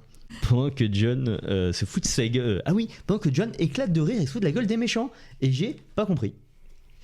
Mais si, c'est parce que le méchant, c'est gentil, il est tellement cool qu'il se joue de la douleur, et alors qu'il devrait avoir mal, au lieu de se laisser tabasser, il se moque des gens qui le tabassent. C'est un peu le gimmick de McClane. C'est C'est ça. quand il est acculé et qu'il a rien, il rigole. Dans le 4, il y a ça aussi au moment. Après, il l'a repris vachement dans même Oui. Le Bon Samaritain et dans plein d'autres films. Oui, oui. Ouais. C'est le côté, et puis en plus ça fait un peu diversion entre guillemets, ça laisse un peu plus de temps vu que l'autre comme d'habitude fait son petit monologue de méchant qui laisse bien le temps gentil de trouver une solution pour se libérer. Et quand le gros méchant s'apprête à le frapper, Jack se libère à la seconde près et tue les spires, pendant que John, toujours menotté, tabasse le méchant. Jack et John se cachent derrière un comptoir. Ils butent juste tous les méchants, sauf le gros méchant qui arrive à fuir évidemment et à monter dans l'hélico avec Kamarov. Ils explosent les verrières. Ça, c'est quand même une grosse référence à Piège de cristal quand Hans Gruber dit « shoot the glass » parce qu'il est pieds nus. Et d'ailleurs, visuellement, ça se voit qu'il y a tu sais que c'est des détonateurs qui font péter la glace. Ils pètent tous en même temps. Et c'est des détails à la con, hein, je pinaille, hein, mais ça se voit. Ça se voit que c'est pas bien fait, concrètement. En fait, dans tous les films, moi je déteste les films qui étudient tous les micros faux raccords et tous les micros incohérences. Si jamais t'es suffisamment plongé dans l'histoire et que ça semble cohérent, il n'y a pas de problème. Oui, exactement. C'est toujours le problème. C'est juste que si tu le vois, généralement, c'est que t'es pas suffisamment dans le film. Ah bah c'est ça. Parce que t'es pas suffisamment impliqué dans ce qui va arriver au personnage. Donc c'est mauvais signe. En fait, c'est ça. Parce que sinon, il y a pas c'est pas très choquant. Oui, Bah non. quand tu tires dans des vides, normalement, elles tombent pas toutes en même temps, mais c'est pas censé être grave. Bah, comme tous les films de l'espace où t'es pas censé avoir de son dans l'espace, Oui, mais que voilà. tout le monde s'en bat les steaks parce C'est que ça fonctionne, t'es investi dans l'histoire. Quoi. C'est ça. Ouais. C'est ce que dit Eric, des faux raccords, t'en as 1 milliard dans la saga des Die Hard, mais tu les vois pas parce qu'ils sont cool, contrairement à celui-là. Tu cherches la petite bête, je suis sûr que le 1 et 3 que tout le monde adore, tu Bien trouves aussi sûr. plein de trucs qui vont pas, mais c'est pas grave. Ouais. Donc, le gros méchant s'enfuit, arrive à fuir, et, évidemment, et à monter dans l'hélico avec Komarov. Donc, Jack et John essayent de les rattraper, mais trop tard, l'hélico décolle. Et l'hélico profite quand même de ces 2 mitrailleuses pour nettoyer l'hôtel, mais heureusement les rate. Parce que oui, on l'avait pas dit, mais l'hélico a des grosses mitrailleuses, sa mère, c'est un hélico de combat. C'est un hélico de combat soviétique, un Mi-24D. Et oh putain, Mon père était pilote d'hélico. Désolé. Ah d'accord. Waouh. Putain, on apprend des trucs incroyables. Ça me fascine. Cet épisode est incroyable. Sachant que c'est une machine qui a été créée en 1960 quand même et qui vole quasiment plus, mais en fait les Russes Oui, ont mais c'est tellement pas de collector, thunes C'est qu'ils ça. ont encore ça dans leur armée parce qu'ils n'ont pas les thunes pour Alors, remplacer avec des si nouvelles c'est machines. le moment geek, je me suis renseigné, c'est le plus gros hélicoptère qui ait jamais été produit. Et ils sont très fiers parce que c'est la première fois que tu vois ça dans un film américain. C'est vraiment un hélico de combat pour le coup, qui D'accord. peut faire du transport de troupes aussi, mais qui est vraiment Oui, parce axé. que- Ils les ont beaucoup utilisés, notamment en Afghanistan, tout ça, ça a été beaucoup utilisé là-bas. Mais sur tous les terrains, bien sûr, de guerre soviétique. Eh ben très bien. Je suis trop fan de ce qui se passe. J'apprends en m'amusant. Est-ce que tu peux, après cette description ultra détaillée de cette machine de guerre qui a gagné, qui a tué des gens en Afghanistan et tout ça, est-ce que tu peux m'expliquer comment est-ce que nos 2 branquignoles arrivent à ne pas mourir devant une machine de guerre comme ça? Et bah, très simplement en sautant par la fenêtre. Et donc ils descendent par les échafaudages. Et donc quand ils arrivent au sol, l'hélico se barre en se disant qu'ils sont morts, mais en fait non. Eux, ils se barrent aussi de leur côté. Et dans l'hélico, on a donc Chagarin au téléphone qui ordonne à Alik, là j'avais enfin chopé son prénom, de récupérer le dossier et de buter Makarov. Ouais. Voilà. Et juste, Ali, que je fais une petite aparté, précise quand même que quand il aura le dossier, entre guillemets, Chagarin dit à Ali que tu peux les tuer tous les 2. Ouais, je sais pas, je Ah peux bah. le dire, mais oui, effectivement, il demande de buter le père et le fils. Et la fille. Et la fille. Après avoir atterri en bas de l'échafaudage et d'avoir suivi donc ce toboggan en fait qui sert à évacuer les débris, notamment dans un chantier, Jack et John rentrent dans une boutique style antiquaire abandonnée. D'ailleurs, je note que c'est le seul moment où la photo est un peu chatoyante, dans les couleurs orangées, très chaleureuse, et ça fait du bien dans le film. Il y a de la couleur, enfin. Donc Jack est blessé, il a un gros boulon dans le bidon. John plaisante sur le fait que c'était amusant de se bagarrer contre les méchants, mais s'inquiète quand même un peu de son état. Mais Jack, quant à lui, est choc-barre que Irina ait trahi son père. Et à ce moment-là, John McClane répond « Non mais tu sais, l'Écosse, c'est compliqué. » Voilà. Au cas où vous n'auriez pas compris que le sujet du film, c'est censé être la relation père-fils entre les deux. Jack est désespéré, son plan a échoué, il sait plus quoi faire, et à ce moment-là, il y a John qui commence à se foutre de sa gueule en mode « Bon, tu sais quoi, tu vas rentrer à la maison, tu vas prendre un petit verre de lait avec maman et moi, et puis voilà. » Et du coup, il y a Jack qui comprend le sarcasme de son père et qui dit « Ok, je vois ce que tu veux me dire, t'es en train de me traiter de mauviette, donc non, on va continuer. » Et à ce moment-là, il y a John qui demande « Mais du coup, c'est quoi ce fameux dossier ?» Parce qu'on se le demande. Et du coup, ce fameux dossier, qu'est-ce que c'est? Donc, Yori et le ministre Chagarin étaient partenaires à l'époque de Tchernobyl, et du coup, Ils étaient paxés. ont détourné, exactement.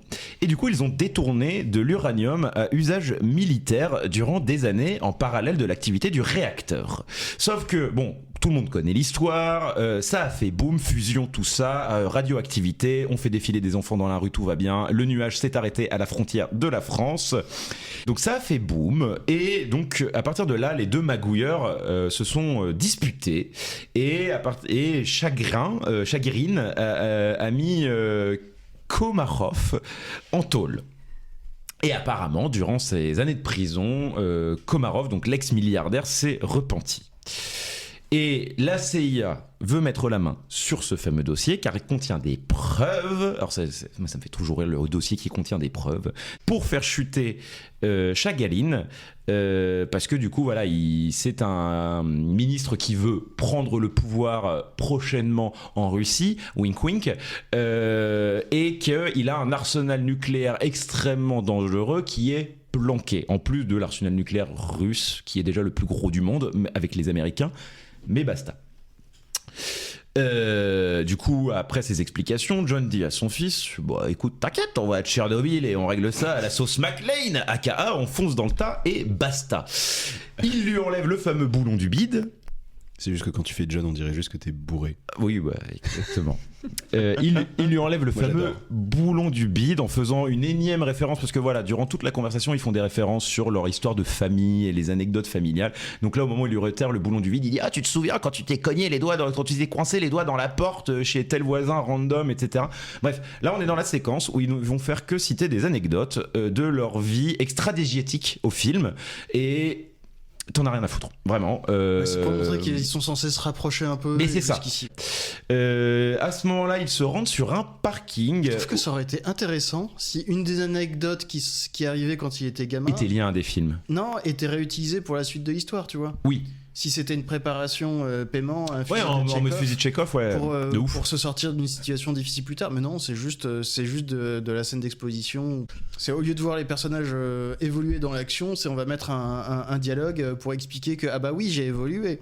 Ils ouvrent des coffres de voitures, donc il y en a un qui a des bouts de cadavres, la plupart ont des flingues, mais bon, quand ils voient juste que quelques pétoires, ils sont pas satisfaits, et ils finissent par en trouver un avec vraiment plein de fusils d'assaut et autres gilets pare-balles, et t'as John qui demande à son fils, il dit mais attends, comment tu savais qu'on allait trouver plein d'armes, etc. Et il dit bah c'est normal, là la boîte de nuit c'est une boîte de Tchétchènes, donc voilà, bon, stéréotype les Tchétchènes, ils sont violents, et le propriétaire refuse qu'il y ait des armes dans sa boîte de nuit, heureusement. Du coup, il les laisse dans la bagnole. Ils sont très cons.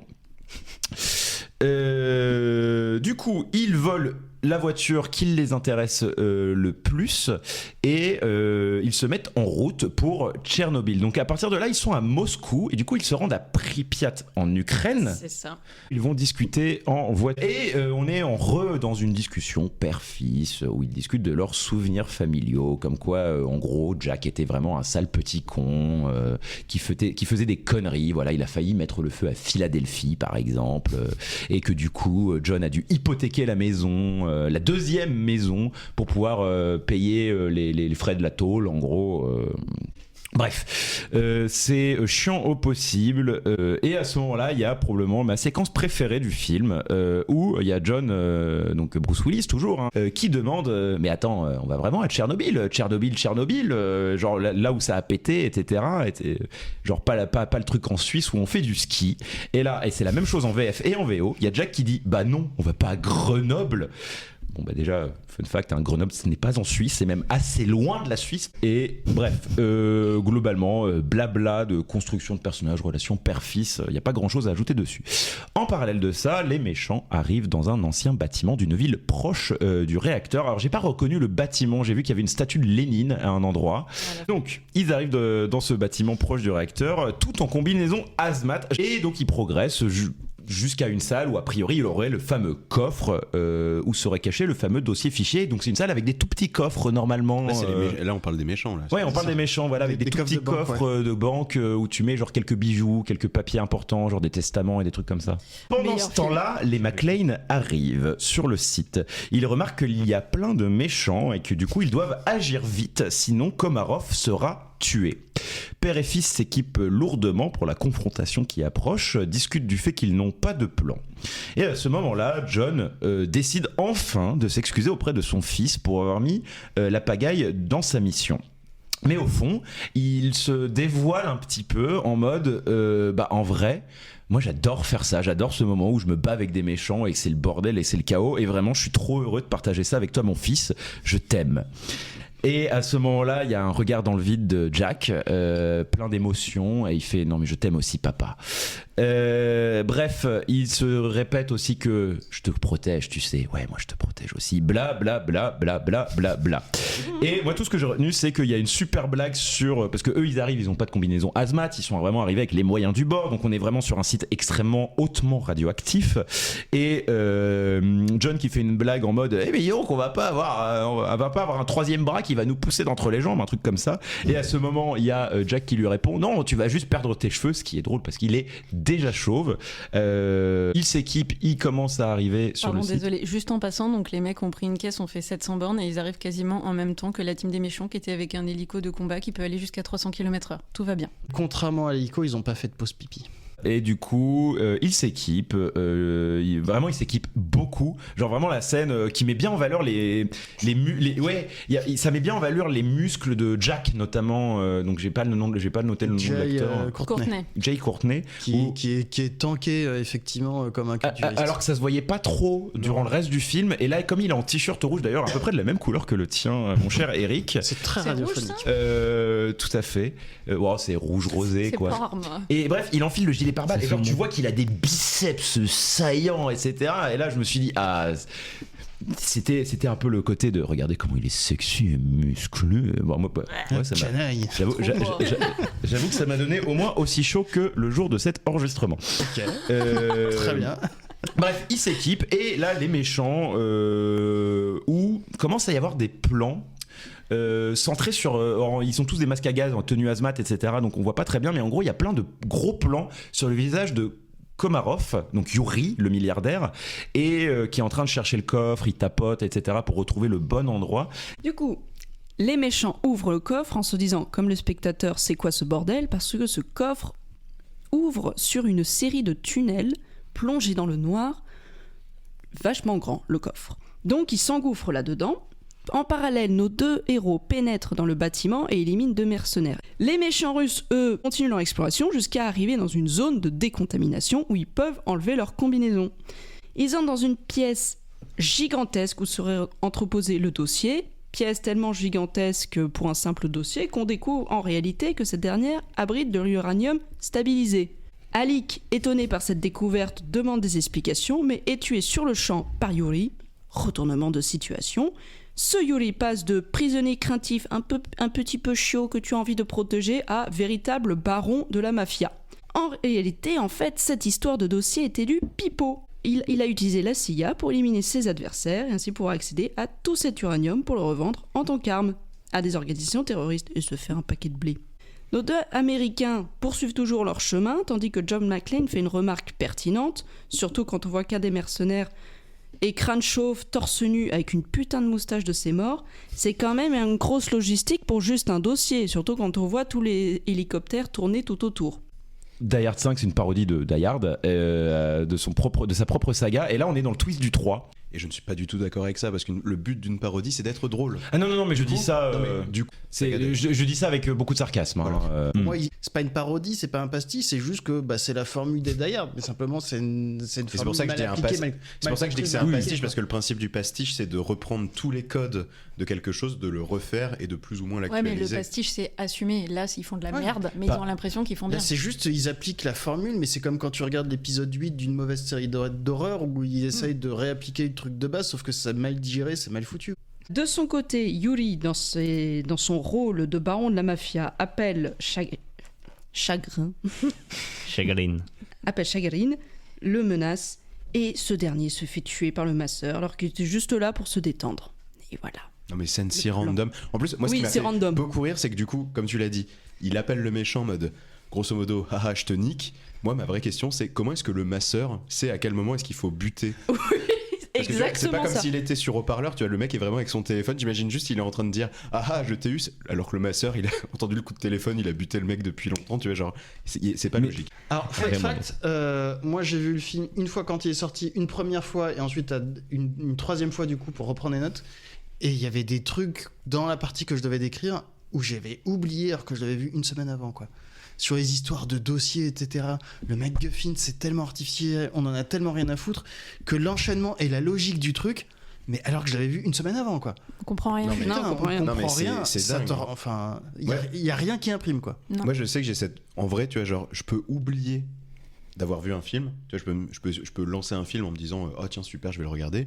Mais si je l'ai déjà vu, tu vois, genre, je vais avoir des échos quand même, des souvenirs qui vont me revenir et je vais me faire genre ah, mais si, putain, il y a ça qui va se passer. Avec ce film, ce n'est pas le cas. Non. Je l'ai vu. Parce que c'est mal Il a écrit. été oublié. Mais vraiment, non, mais vraiment, je me suis étonné. Quoi. C'est le Genre, film qui te en file le, Alzheimer. en le regardant, j'étais en mode genre. Mm. D'où j'ai déjà vu ce film, je ne me souviens de rien. Mm. C'est vraiment à quel point ce n'est pas marquant. Du coup, même si c'est pas marquant, faut continuer. Mais un grain de sable américain se glisse dans le rouage russe de Yuri, parce que John et Junior le retrouvent et lui posent des questions. Est-ce qu'il va bien? Est-ce qu'il est blessé? John, avec ses sourcils froncés, se doute d'un truc. Et tandis que Yuri fait genre il va récupérer le dossier en mode chiot, je suis perdu, ouin ouin sniff sniff, John se dit il y a vraiment un truc qui ne va pas, il le menace et le confronte à la vérité. Yuri les pris la main dans le sac, révèle qu'il s'est servi de la CIA, tandis que Junior se sent alors très très con, encore une fois.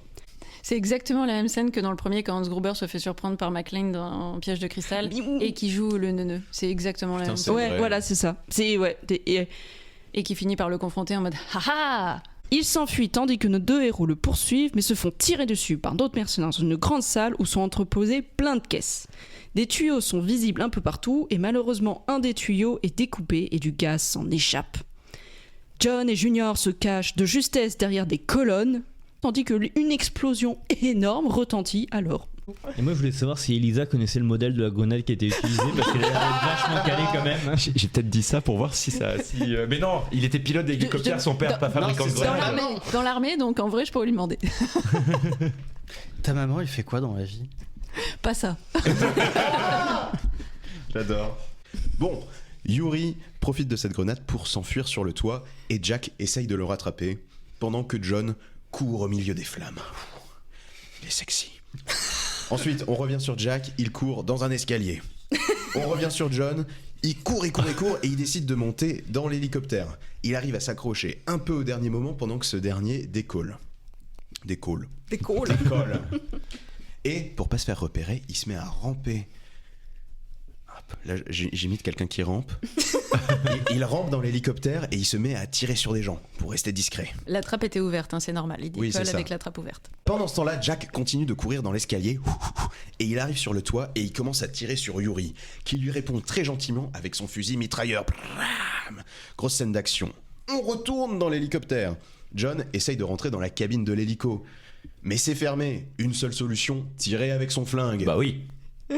Mais là, c'est peut-être le seul truc vrai dans ce film, c'est que d'habitude, quand tu tires avec ton flingue, ça ouvre le machin.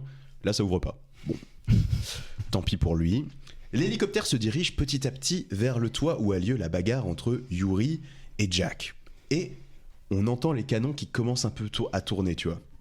Donc là, je vous cite la réaction de John. « Putain, je suis en vacances !» Putain, il s'emmerde avec ses vacances. Ça va, on a compris. Au moins, toi, tu as la chance de pouvoir partir en vacances. Pense un peu à nous, putain. Bon. Les tirs commencent de l'hélicoptère. Ils se rapprochent petit à petit de Jack. Et là, pour empêcher ça, John monte dans un camion. Ah oui, vous vous souvenez quand on parlait de l'hélicoptère plus tôt, on a dit qu'il était giga gros et tout ça. Et bah, il décide de prendre des chaînes, d'attacher l'arrière du camtar à un bout de l'hélico. Et enfin, le moment que tout fan de Die Hard attend avec impatience après 1h24 de film. Et puis carré, pauvre con, il le dit. Sauf que ça n'en fait pas une bonne scène. Hein, voilà. Bon, il fait rouler la voiture qui se trouve en suspension à l'arrière de l'hélicoptère, ce qui déséquilibre ce dernier et qui empêche de tuer Jack. On voit l'hélicoptère qui galère à mort, hein. Il commence à tourner sur lui-même, il y a l'hélice arrière qui commence à frotter sur le bout du mur d'une enseigne du toit, pendant que Jack se met à courir en slow motion avec les débris qui passent à côté de lui, et là il saute take down sur le russe. Ça c'est ce qu'on aime dans les films d'action là. L'hélicoptère il continue de tourner et la voiture de John se prend un bâtiment. Il se retrouve suspendu à une voiture, suspendu à un hélicoptère, en train de tourner dans le ciel. Putain, ça c'est de la grosse action, si seulement c'était pas de la CGI dégueulasse. Bon. attraper le russe dit à Jack, ah bien joué super espion, mais tu m'as eu, mais ton papa sera plus là pour toi. Voilà, parce que gros risque de mourir.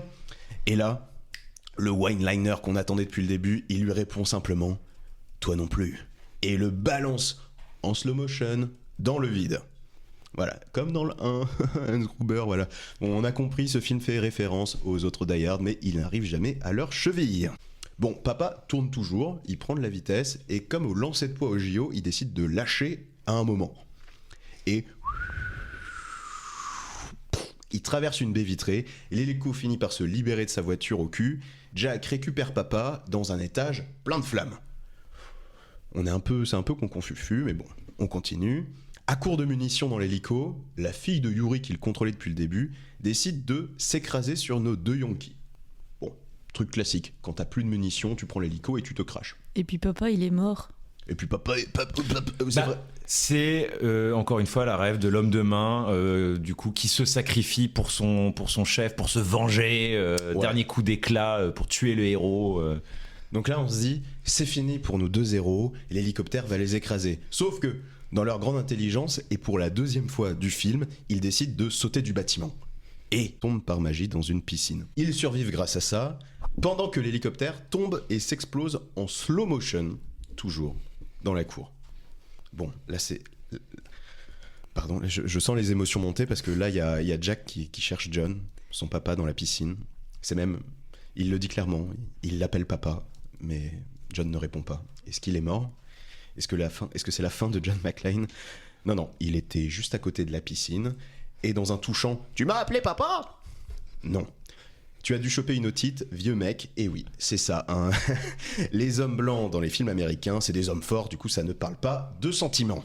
Fin de la séquence à Tchernobyl, il marche dans les flammes, dans les débris, en faisant copain-copain, en mode « T'as vu ce que j'ai fait à l'hélicoptère ? Ouais papa, t'es trop fort !» Enfin, c'est un Très bonne imitation de Stallone des Guignols. Oui. La World Company. Tu l'as très bien fait. C'est vrai, tu veux que je parle comme ça ? Ouais. Ok. Ensuite, on se retrouve dans un aéroport aux States. Il sort héroïque de l'avion avec la fille ultra contente de retrouver son père et son frère. Puis ça marche en slow motion, en se faisant des regards complices. Générique. C'était le dernier film de John McClane. Mais moi j'ai pas vu cette scène. Moi non plus, j'ai pas vu cette version-là. Moi ça s'est arrêté, il marche dans les flammes à Tchernobyl, générique. Il a la Director's Cut encore une fois depuis le début. Bah moi c'est la version Disney+. Ah, c'est ça. D'accord. Donc t'as des trucs qu'effectivement moi j'avais pas. Et du coup c'est ça en fait, tu vois, il marche dans les flammes. Moi, c'est la version de l'oncle américain de Grégoire qui nous a partagé un lien. Bah oui.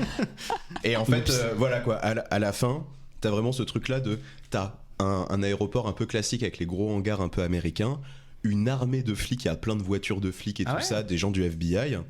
Et ensuite, t'as vraiment ce truc où ils sortent en slow motion de l'avion. T'as Mary-Elizabeth Winstead qui court vers eux, qui est en mode genre Daddy, brother. Et ensuite, ils sont en mode tous souriants. Ah oui, donc on la revoit à la fin. Ouais. D'accord. Mais elle parle pas, hein, c'est en slow motion, c'est juste sur de la musique un peu merdeuse. Et vraiment, t'as vraiment ce truc-là où ils marchent, c'est le soleil est en train de se coucher ou se lever, donc t'as vraiment une lumière très orange comme ça sur tout le truc. Et voilà, t'as ce truc un peu de regard complice. Et ensuite, générique de fin. C'était le dernier film de John McClane. Et si je peux juste dire un truc, je sais pas si vous Yippee-ki, avez... pauvre con. Putain, arrêtez-moi. C'est bon, j'ai coupé ton micro, tu peux y aller. Je sais pas si vous avez laissé défiler le générique ou pas à la fin. Non. J'étais trop content que ça Est-ce soit que t'as terminé. continué à regarder le générique Je m'étais endormie. J'ai skippé. Je découvre la fin maintenant. Mais non, je m'étais endormie. Ah putain. J'ai skip le générique à coup de plus 5 secondes pour voir s'il y avait une scène post-générique parce que c'était la mode à l'époque. Et alors non, il y en a pas. Il y en a pas. Par contre, il y a 2 chansons, dont une des Stones. Bon, ça passe, mais la deuxième, je la mettrai pas là, mais je l'ai enregistrée, je vous la ferai écouter après. C'est un truc de taré, c'est un espèce de délire d'Aphex Twin en plein très mauvais bad trip. C'est inaudible, c'est un truc que de saturation, de cordes et de violon. C'est jamais personne met ça dans un générique de blockbuster. C'est un délire. Je pense qu'il n'y a pas grand monde qui est resté jusqu'à la fin du Je pense qu'il n'y a pas grand monde qui soit resté jusqu'à la fin du film. Ouais, mais c'est ça.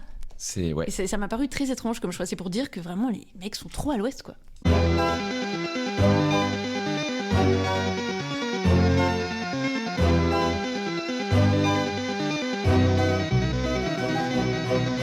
Et voilà les gens, c'était Die Hard, belle journée pour mourir comme pour nous. Et maintenant, comme à chaque épisode... Ah yes. Et maintenant, comme à chaque épisode, on va décider si on sauve le film ou non. Alors, les gens, Die Hard, belle journée pour mourir, vous en pensez quoi, Grégoire? Ok, non. Die Hard 5, c'est... J'aime bien les films d'action. Je pense que le 1, je l'ai vu justement pour l'occasion, je l'ai bien aimé. J'ai un très bon souvenir du 4. Donc dans ma tête, Die Hard, c'est une bonne saga. Puis il y a le 5. C'est pas qu'il est pas bien, c'est qu'il est chiant en fait. C'est que à la fin, j'ai fait ok, j'ai perdu 1h30 et je vais devoir le revoir pour prendre des notes. Donc je vais perdre 3 heures sur un film que je sais même pas pourquoi ils l'ont fait. Qui était le but. À ton avis? L'argent, mais oui, mais en fait, vu le résultat, enfin, t'as vu le truc, il allait pas être rentable, il est nul. Non, il a été rentable. Hein. Il a été rentable. Enfin, je pense qu'il a été à peine rentable. Il n'a pas perdu d'argent. Oui, enfin, Il n'en a pas gagné. Franchement, là, c'est le dernier. Pourquoi C'est le dernier épisode de la saison. Il y a des films qui se sont bien plus bidés que ça en termes de box-office. Pourquoi est-ce que les producteurs continuent à faire des nouveaux épisodes de séries alors que parfois l'acteur principal en a marre et qu'il faut lui courir après pour qu'il fasse de nouveau un James Bond de plus alors qu'il a aucune envie? C'est la thune. Ouais, non, bien sûr, mais voilà, enfin. Et pour le coup, c'est prouvé que Bruce Willis est très attaché à la licence Die Hard parce que allais dire. Et c'est prouvé que Bruce Willis est très attaché à l'argent. Non, ce qui est sûrement le cas aussi. Hein. Alors aussi, mais a priori, il a vraiment un attachement particulier avec Die Hard. Il avait vraiment envie de faire une suite, etc. L'idée d'ailleurs d'introduire son fils et de créer une espèce de relation de buddy movie avec son propre fils. Le personnage, en tout cas, ça vient de Bruce Willis. Donc cette partie-là du scénario, c'est Bruce Willis. Parce qu'il pouvait pas faire ça avec une fille. Ça aurait été plus logique de faire ça avec sa fille qu'on voit dans le précédent, effectivement. Et surtout que dans le 4, le twist de sa fille qui au début le rejette complètement, mais qui en fait se révèle avoir un caractère similaire à lui, était un super tremplin pour faire une suite avec elle, ou peut-être qu'elle s'engage dans la police avec lui, ou un truc comme ça. Ils avaient un boulevard pour faire un truc cool avec sa fille. Clairement. Et c'est trop cool. Ouais. Et ils ont même en gardant ce même film, mais tu mets la fille dedans, c'est super, tu vois, en mode genre. Au moins ça fait un lien. Non mais c'est ça, genre la dernière fois qu'on a vu la fille, ils s'entendaient plutôt bien. Là on se retrouve je sais pas combien d'années après, ils sont en mode putain la fille elle a disparu, je sais pas où elle est. Tu la retrouves là en Russie, tu te dis genre putain, faut que j'aille la voir quoi. C'est incompréhensible. Elle est devenue biatch en Russie. Oui mais en même temps tu vois, du coup il y aurait pas eu le twist de on sait que c'est sa fille. Alors que là. Et très bonne transition, parce que autre point que je trouve négatif à ce film, c'est super stéréotype. Oui. Non mais c'est vrai que niveau stéréotype, pour les Russes, on nage en plein dedans en fait. Des limites, tu sais, ils ont pris un chapeau, ils ont mis toutes leurs idées dans des bouts de papier, ils ont mis dans le chapeau, et chaque fois qu'il fallait écrire un élément de scénario ou tourner une scène, ils sortaient un truc en mode alors là qu'est-ce qu'on fait pour les Russes? Pas tout à fait d'accord parce qu'on les filles sont tous des poufs. Voilà, c'est bon. On voit pas un seul Russe bourré. Ce que tu ne sais pas Eric, c'est qu'ils sont tous bourrés. En fait, là où je trouve ça triste, c'est qu'ils sont même pas allés tant que ça dans l'exagération. Genre, c'est stéréotypé, c'est ultra cliché, mais j'ai pas l'impression qu'ils aient tant que ça insisté là-dessus. Genre, il y a les clichés, mais c'était presque trop. En fait, c'est présenté presque trop normalement. Genre, c'est pas le cliché en mode, regardez, c'est une blague sur les Russes et c'est cliché. Un peu comme ce que Rocky 4 est devenu aujourd'hui avec Lundgren,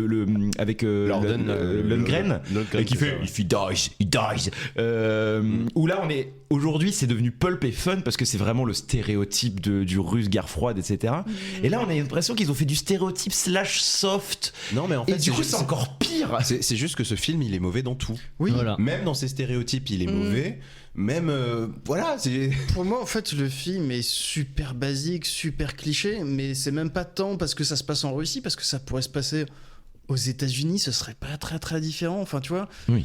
Et simplement, le même film qui se passe aux États-Unis avec le même scénario, le même réalisateur, ce serait tout aussi nul. Moi, c'est même pas le fait que ça se passe en Russie. Le scénario, il n'y a pas grand-chose à sauver. L'univers, il n'y a pas grand-chose à sauver. Pardon. La colorimétrie, on a pas mal parlé, elle est dégueulasse. C'est moche, putain. Les acteurs, ils cabotinent comme ils peuvent, mais enfin. La relation. Mais c'est pas du cabotinage, parce que. il est. Il fait le job, Jai Courtney, mais c'est juste que ça marche pas. Il est monotone, Non, Bruce John Willis. Turturro, je trouve que Il a aucune vraiment émotion. pas expressif. Ah non, mais c'est sûr. Mais je veux dire, il fait le job tellement basiquement que justement, il instille rien au personnage. Il est ultra Bruce lisse. Willis, en fait, il est super narquois, il est cabotin. Jay D'habitude. Courtney, il est incapable d'être Je le cabotin. trouve même pas très Ouais. cabotin, tu vois, genre je Non, mais trouve il un est peu- censé être cabotin. Il est censé Oui, l'être. il est censé l'être, mais là il est au ralenti quoi. Bah, il a 60 ans, quoi. Enfin, Non, c'est pas que ça. Oui, non mais tu peux avoir 60 ans et être drôle. J'aime bien, c'est que les deux personnes lui font non, mais On va en parler. Et puis on touche un des trucs qui a fait de pourquoi Piège de cristal était une révolution du cinéma d'action, c'est que normalement, bon, globalement, on avait avant ça les films d'action, notamment Schwarzenegger. Bon, on va pas, c'est pas son plus connu, mais c'est son plus marquant dans ce type de rôle, c'est Commando. Ouais. Et vraiment, Commando, Schwarzenegger, voilà, il porte des troncs d'arbres dans la scène d'intro du film, il a les muscles saillants, il massacre des soldats par centaines avec sa mitrailleuse à une seule main, alors que normalement c'est un truc que t'es censé poser au sol. Bref, voilà, il est invincible, il est mono-expressif. Tu peux nous en parler de la M60 ? Désolé. Et vraiment, John McClane, c'est un plouc, c'est un kidam, cabotin, mais profondément humain en fait, c'est ça qui le rend attachant, c'est que et qui s'en prend plein la gueule, il se fait déglinguer aussi à la fin, mais il est crasseux, il saigne de partout et c'est vraiment, tu sens qu'il survit mais encore sur un fil, il boite et tout, c'est horrible quoi. Et là ils ont voulu, enfin pour moi là son personnage c'était le même personnage que dans le film Red qu'il a fait à peu près à la même période, c'est vraiment qui est pour le coup drôle parce que c'est un stéréotype de film d'action avec des vieux, et son fils, donc j'ai oublié le nom de l'acteur parce que Jai Courtney, il est mono-expressif, et il ne correspond pas au standard Piège de cristal, enfin Die Hard, il est pas assez sassy quoi. Ça pour le coup sassy, genre il est... Le personnage de la fille correspondait mieux. Dans un autre genre, Samuel Jackson correspondait beaucoup mieux aussi à ce standard-là. Et en fait, il faut quelqu'un qui soit expressif, qui ait un peu de répondant en face de Bruce Willis. Et là, c'est... Et là, après, il disait pas grand chose dans ce film non plus, hein, Bruce Willis. Mais même il pourrait même physiquement être plus expressif. C'est vrai qu'il est très. Le seul truc réussi, c'est vrai que t'as mis le doigt dessus, c'est le fait qu'il est sale à la fin. Ouais, enfin du coup il est pas abîmé du tout, John McClane, alors que normalement j'ai dit qu'il était sale. Oui, bah voilà. Mais c'est surtout son fils qui prend cher. Oui, c'est ça, mais ce qui du coup casse la logique de John McClane. C'est parce qu'il voulait que ce soit la relève. Ouais, tu vois, genre. Je pense qu'il y a la relève. Die Hard 6, c'était en mode genre, on fait ce film pour mettre en avant qu'il y a le copier-coller du père avec des cheveux. Et on en fait une autre série derrière. Alors, pour les fun facts, en fait, le personnage de le grand méchant, là, Alec, qui au final, il les tabasse à un moment et puis ensuite il se fait tuer dans le coffre-fort, en gros.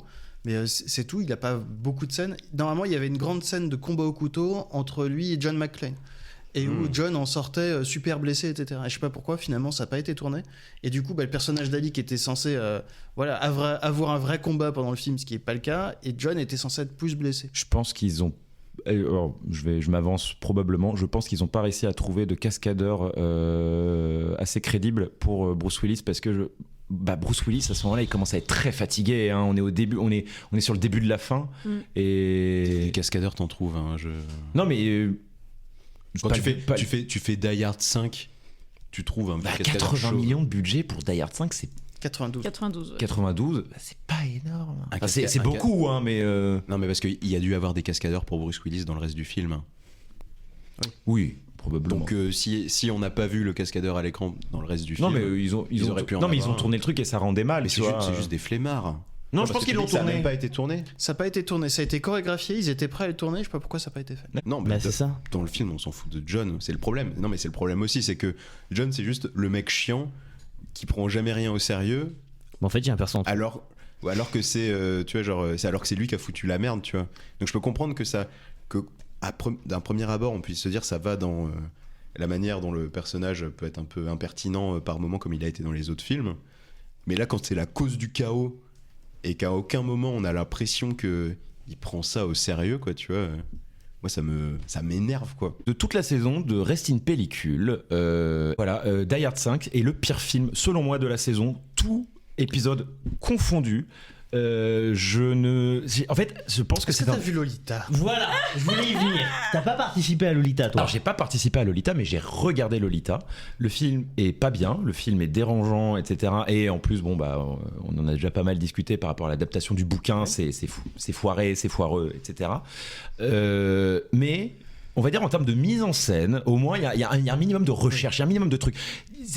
il y a quelques trucs qui restent appétants dans le film. Lolita, en fait, l'intention de base, pour rappel pour ceux qui n'ont pas vu le truc, ils ont voulu faire un truc, forcément on parle de Lolita, on parle de pédophilie, qui dénonce la pédophilie, et en fait c'est fait par un mec qui a fait des thrillers érotiques dans les années 90 et qui a utilisé Lolita sous couvert de dénoncer la pédophilie, en réalité pour montrer des scènes sexy avec une fille qui est mineure. Donc en fait, ça joue sur le fait on dénonce la pédophilie, mais en même temps, on va exciter un peu le chaland en montrant les scènes de sexe. C'est vraiment totalement immonde. Le film est pas bien et je l'aurais absolument pas sauvé. Mais plastiquement, effectivement, c'est plutôt bien réalisé. Je suis d'accord. C'est en fait un des voilà, on touche un peu un des trucs par rapport au podcast en lui-même, du thème de pourquoi on a choisi ça. Moi, j'aime les mauvais films. Southland Tales, je vénère ce film, j'adore ce film. Il est très beau, il est raté, mais j'aime et j'aime les films ratés. Die Hard 5, c'est probablement un des rares films aujourd'hui dans ma vie où je peux dire mais en fait je hais ce film. Je me suis fait chier, c'est mal joué, les musiques sont nulles, c'est mal filmé, la couleur est à chier, ça a gâché un de mes personnages favoris de films d'action. Genre, c'est rare que je dise ça, normalement je suis très indulgent avec les films, mais là je ne peux pas le sauver. Et juste à savoir que le Die Hard 5, c'est le seul qui se base pas sur un scénario écrit au préalable. Le premier, c'est Nothing Lasts Forever de Roderick Thorpe, donc le roman. Le troisième, c'est Simon Says. C'est pour ça qu'il dit tout le temps Simon Says, par exemple. Donc là, en l'occurrence, ils avaient toute l'attitude pour faire un truc cool. En fait, ils avaient rien qui les bloquait, entre guillemets. Ils ont quand même réussi à faire une énorme bouse, quoi. Donc ça, c'est quand même assez magique. Et après, j'ai des petits trucs à vous dire si vous voulez sur l'état de santé de Bruce Willis et justifier certaines choses si ça vous intéresse. Vas-y, balance. Parce qu'on n'a pas parlé du producteur, on a parlé du réal et du scénariste, qui sont un peu des crétins, on va pas se mentir. Mais le producteur, c'est Randall Emmett, qui est connu aux États-Unis pour être un producteur véreux, qui a produit une vingtaine d'énormes navets ces dernières années, dans beaucoup desquels a joué Willis. Donc en fait, j'ai lu pas mal de trucs comme quoi il utiliserait Willis en fait pour s'engraisser un peu sur son dos et rembourser certaines de ses dettes. Il l'aurait même accusé, enfin, il est même accusé d'avoir obligé Willis à jouer dans certains films pour éponger ses dettes. Donc il y a vraiment un truc où il abuse de la faiblesse de Willis, qui est donc malade, et sa famille l'a annoncé officiellement en 2022 en disant qu'il prenait sa retraite. En parlant d'aphasie, et en 2023, ils ont parlé de démence frontotemporale. Donc c'est une maladie neurodégénérative incurable. Donc de toute façon, il ne pourra pas s'en sortir malheureusement. Et les spécialistes pensent qu'en fait, ça fait plus de 15 ans que c'est le cas, et qu'il le sait, et que du coup, en fait, il aurait enchaîné tous ces énormes bids en fait, pour remplir les caisses à mort, c'est-à-dire qu'il se faisait payer des fois des sommes gigantesques, genre des fois 1 million pour 4 jours de tournage, juste pour mettre de l'argent de côté, notamment pour sa famille, parce qu'il se sait condamné, quelque part.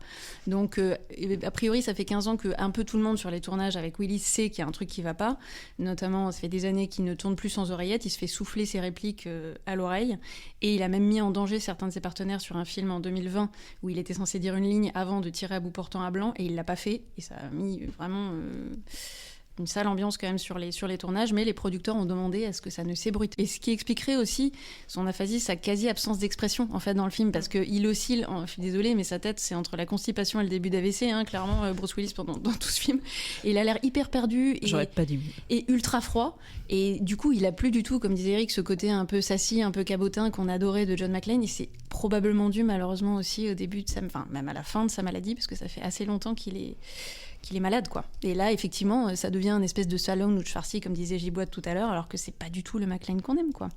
Bah, moi, c'est un peu pour ça que j'avais dit aphasie en mots pour décrire le film, parce que même si c'est un truc qu'on a découvert au final plutôt récemment par rapport à sa carrière, quoi. En fait, c'est pour ça moi, que je trouve que le film, tu vois, genre, il se rappuie sur quelqu'un qui est pas forcément capable de tenir ce truc-là. Il y a un peu ce côté de... C'est ça, quoi, d'essayer de prendre le plus possible de ce qu'on peut de cet acteur, et alors que voilà, c'est sûrement pour ça, comme tu dis, que au final dans le film il a pas du tout de charisme et il n'arrive pas à sortir vraiment quelque chose, parce que quand tu peux te reposer sur rien mais que sur lui-même, et qu'il n'était pas forcément en état d'être lui-même à fond, tu vois, bah, au final il n'y a rien qui permet de soutenir et de faire en sorte qu'on passe à côté du fait qu'il pourrait être un peu en galère, quoi, lui-même dans son côté perso, quoi. Carrément. Et c'est triste. Ouais, je trouve ça très triste. Moi, je trouve ça très... C'est pour ça que ça me fait assez mal de voir ce film, parce que c'est vraiment l'archétype du film qui est là pour renflouer les thunes, comme à l'époque où Nicolas Cage enchaînait ses grosses merdes juste pour payer ses dettes. C'était triste, quoi. C'est faux, Nicolas Cage est un fabuleux acteur. Ouais. Mais pour le coup, Bruce Willis, dans cette période-là, il fait quand même Red, qui est quand même un chouette film. Alors Red 2, je suis plus mitigé dessus, parce que là, on sent qu'il est... Là, c'est vraiment la fin de la fin de la fin. Il y a quand même quelques trucs assez sympas. Il y a Moonrise Kingdom aussi, qui est un peu avant.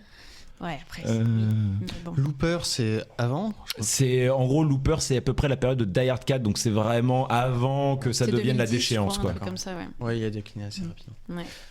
Ouais. Le problème, c'est qu'on sent que c'est un film qui a été fait absolument sans passion par personne dans le projet. Et Jay Courtney, c'est un mauvais casting pour le fils de McClane. Il n'est pas suffisamment explicite pour ça. Et non, mais il y a beaucoup de problèmes à plein de niveaux. Ça essaye d'être un film d'espionnage, mais ça n'a jamais été vraiment un film d'espionnage. Et le problème, c'est qu'il n'y a aussi aucune implication. Dans le premier, il y a sa femme qui est prise en otage. Dans le deuxième, elle est aussi prise en otage parce qu'elle est dans un avion qui risque de s'écraser. Parce que c'est une femme. Dans le troisième, il y a un peu une histoire de vengeance. Enfin, à chaque fois, il y a un truc qui explique pourquoi est-ce que McClane continue à être impliqué dans l'histoire, dans l'action. Pourquoi est-ce qu'il doit continuer alors que a priori il y a aucune motivation pour continuer, pour que le spectateur aussi. Et c'est ce que je disais, il y a des fois où qu'est-ce qu'ils vont chercher comme MacGuffin, ils sont dans un pays, ils connaissent pas le pays, mais ils veulent essayer d'empêcher un dictateur d'arriver alors qu'ils connaissent absolument pas la langue ni quoi que ce soit. Qu'est-ce qu'ils en ont à foutre? Et tout est comme ça en fait. S'ils avaient fait juste en sorte, le truc méga super cliché, mais qu'il y ait un de leurs potes ou un membre de la famille qui soit kidnappé par un méchant russe quelque part, là tout de suite, on était dans un truc archi rebattu, mais au moins, il y avait une motivation. Là, c'est vraiment, on se demande pourquoi est-ce qu'ils vont d'une scène d'action à une autre, et pourquoi est-ce qu'ils décident pas juste de prendre une bagnole et d'essayer de rentrer dans un autre coin d'Europe pour pouvoir ensuite reprendre un avion vers les États-Unis. Enfin, c'est vraiment... Et puis 2013, le film 2013, Ouais. qui glorifie l'interventionnisme américain. Puis vraiment en mode son fils il a une mission, lui il pose zéro question parce qu'il est en mode ok fiston, faut que je refasse les liens avec toi, je vais te faire confiance de point. Genre, Mais tu vois, parce qu'il a des armes nucléaires. Même en mettant Ça complètement résonne de pas du côté tout avec le côté l'actualité. géopolitique débile, une bonne scène d'action, tu t'es capable, par exemple, sans arrêt, quand c'est bien fait, de voir où sont les différentes personnes, dans quel sens va l'action. Il faut que ce soit toujours lisible et comprendre des intentions de chacun. Il faut que ce soit une histoire, justement, qui soit racontée dans l'action. Il tire sur bidule, on va jouer sur la focale, sur bidule, pour faire comprendre la tension. Il envoie un truc, il réagit, et il y a aussi il faut que ce soit une sorte de dialogue avec un enjeu. Là, mis à part des clichés qui bougent les uns devant les autres comme des marionnettes, il n'y a rien, quoi. C'est pour ça que d'ailleurs le genre action classique, comme on a pu grandir pour certains d'entre nous avec, a un peu disparu, et qu'au final la seule saga de films qui continue, bien que le dernier opus soit pas terrible, vraiment pas terrible, c'était Mission Impossible. C'est une licence qui a réussi à toujours se dépasser un peu dans l'action et même dans l'histoire du film d'action. Je trouve qu'il tente des trucs que t'as jamais vu ailleurs.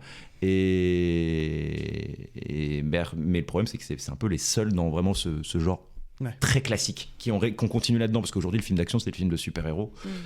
Oui, c'était plus du film de cascade, quoi. Ouais. T'en as quelques-uns quand même, genre Time and Tide, etc. Mais bon, c'est... Et ce qui complique aussi le plot, je trouve, à suivre aussi, c'est la multiplication des méchants. T'as pas de méchants emblématiques seuls, t'en as 4. T'as Victor, Irina, Alec et Yuri. Ça fait beaucoup quand même. Non seulement ils sont pas intéressants, et en plus il y en a 1000 fois trop. Et au fur et à mesure tu les découvres, en plus tu sais plus qui est vraiment gentil, méchant. Enfin franchement je trouve ça manque. Mais si, le film est très clair là-dessus. Tous les Russes sont méchants. Ah oui c'est vrai, c'est tout. Non mais c'est aussi que t'as trop de retournements. Le fils il fait semblant d'être un meurtrier, mais en fait il bosse pour la CIA. C'est trop de twists. Irina elle fait semblant de trahir son père, mais en fait elle l'a d'être amie avec son père, mais en fait elle l'a trahi, mais non. Le mec emprisonné il fait semblant d'être gentil alors qu'en réalité il était méchant. Enfin ça fait trop de twists aussi. Mais c'est pas une question qui en est trop, c'est une question qu'ils sont d'une banalité, mais oui c'est mal amené, sans fin. C'est mal branlé, quoi. Au-delà de ça, tu vois, genre tu te dis genre ah tiens, le Russe qu'on suit depuis le début qui a les ogives nucléaires, ah en fait il était méchant, tu sais, c'est pas étonnant, quoi, tu vois, genre à la limite la fille aurait buté le père pour récupérer les ogives, là j'aurais fait genre j'avoue, ça ah putain drôle. En fait elle c'est une vraie méchante, tu vois, genre elle peut tuer son père pour récupérer de la thune, ouais. C'est ça, quoi. Alors qu'au final, tu vois, genre tout est convenu, tout est attendu, et y a rien qui étonne à aucun moment, quoi. Et toi Victoria, qu'est-ce que t'en as pensé? Alors déjà, il faut savoir, la saga Die Hard est une saga, comme je l'ai dit, qui ne me fait ni chaud ni froid. J'ai regardé pour me mettre dans le contexte du 5, je me suis dit, allez, je vais regarder les 4 premiers. Ah ouais, bravo. J'ai regardé le premier, je me suis fait chier. Enfin, je voyais objectivement parlant ce qui faisait de ce film une réussite. Vraiment, je le voyais. Mais vraiment. Mais le truc, c'est que moi, ça ne m'a rien fait. Mais j'ai un problème en général avec les films d'action. Je déteste les James Bond. Je n'ai vu aucun Mission Impossible. Peut-être le premier, je me suis fait chier devant. Pardon. C'est pas grave. Donc vraiment, hermétiquement parlant, je suis pas un public très facile pour les films d'action. Mais ça m'empêche pas de reconnaître leur qualité. Et je voyais effectivement dans le Die Hard 1 tout ce qui faisait que ce film était devenu un classique.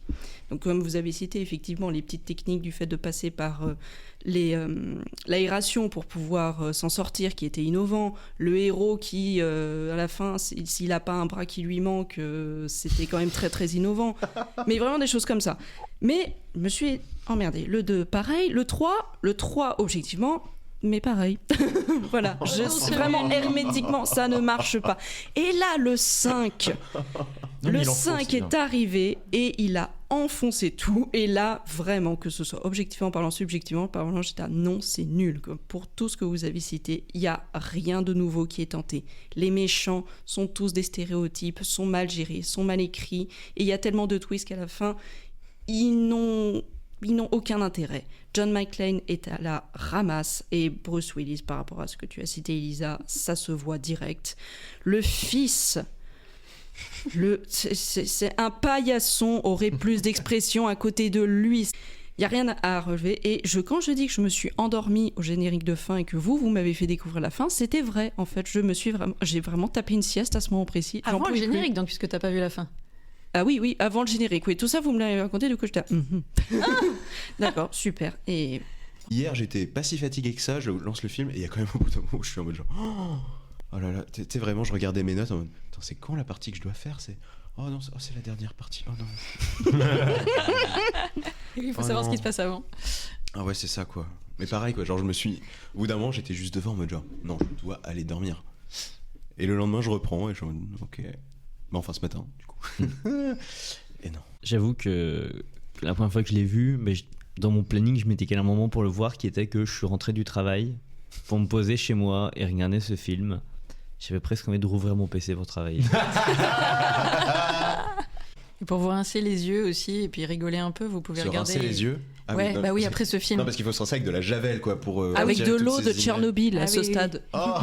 Je vous invite à regarder Yippee de Musical parce qu'ils ont quand même fait un musical de Die Hard. Je ne sais pas si vous le savez. Ah, putain, non, je savais pas. Ouais, disponible sur YouTube. Très très drôle. Okay. Incroyable. Mais genre c'est un truc, très très con. Hein. Broadway, off-Broadway. Ouais. A Die Hard Musical Parody. Yippee le musical. Ah, parodie. Je trouve des extraits, j'en mettrai peut-être au montage. Why can't you just die? I don't know, Hans. Check the explosives on the roof. La la la la la la la.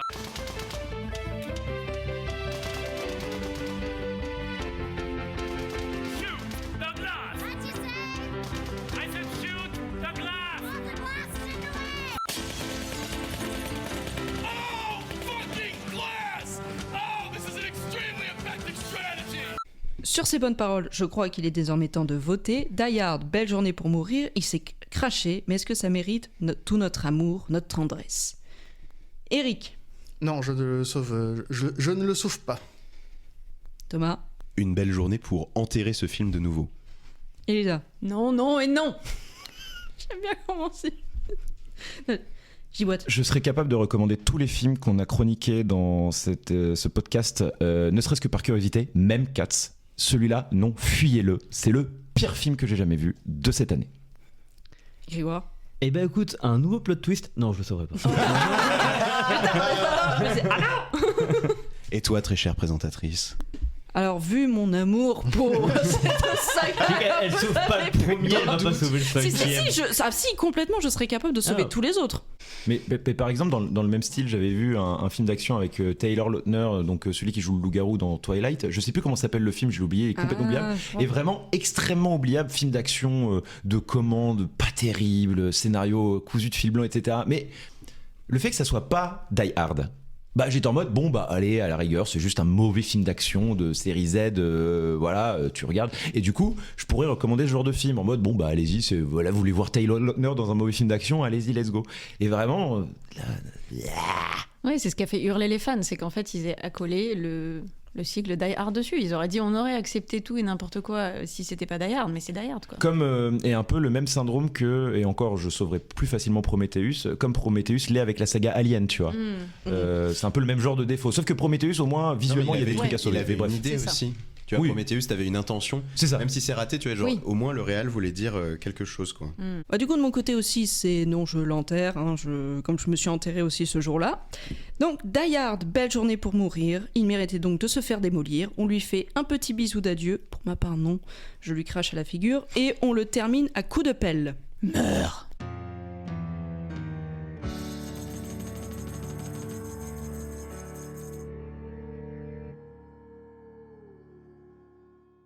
Si vous voulez, là je suis sur Letterboxd et j'ai regardé les gens qui ont mis 5 étoiles à ce film.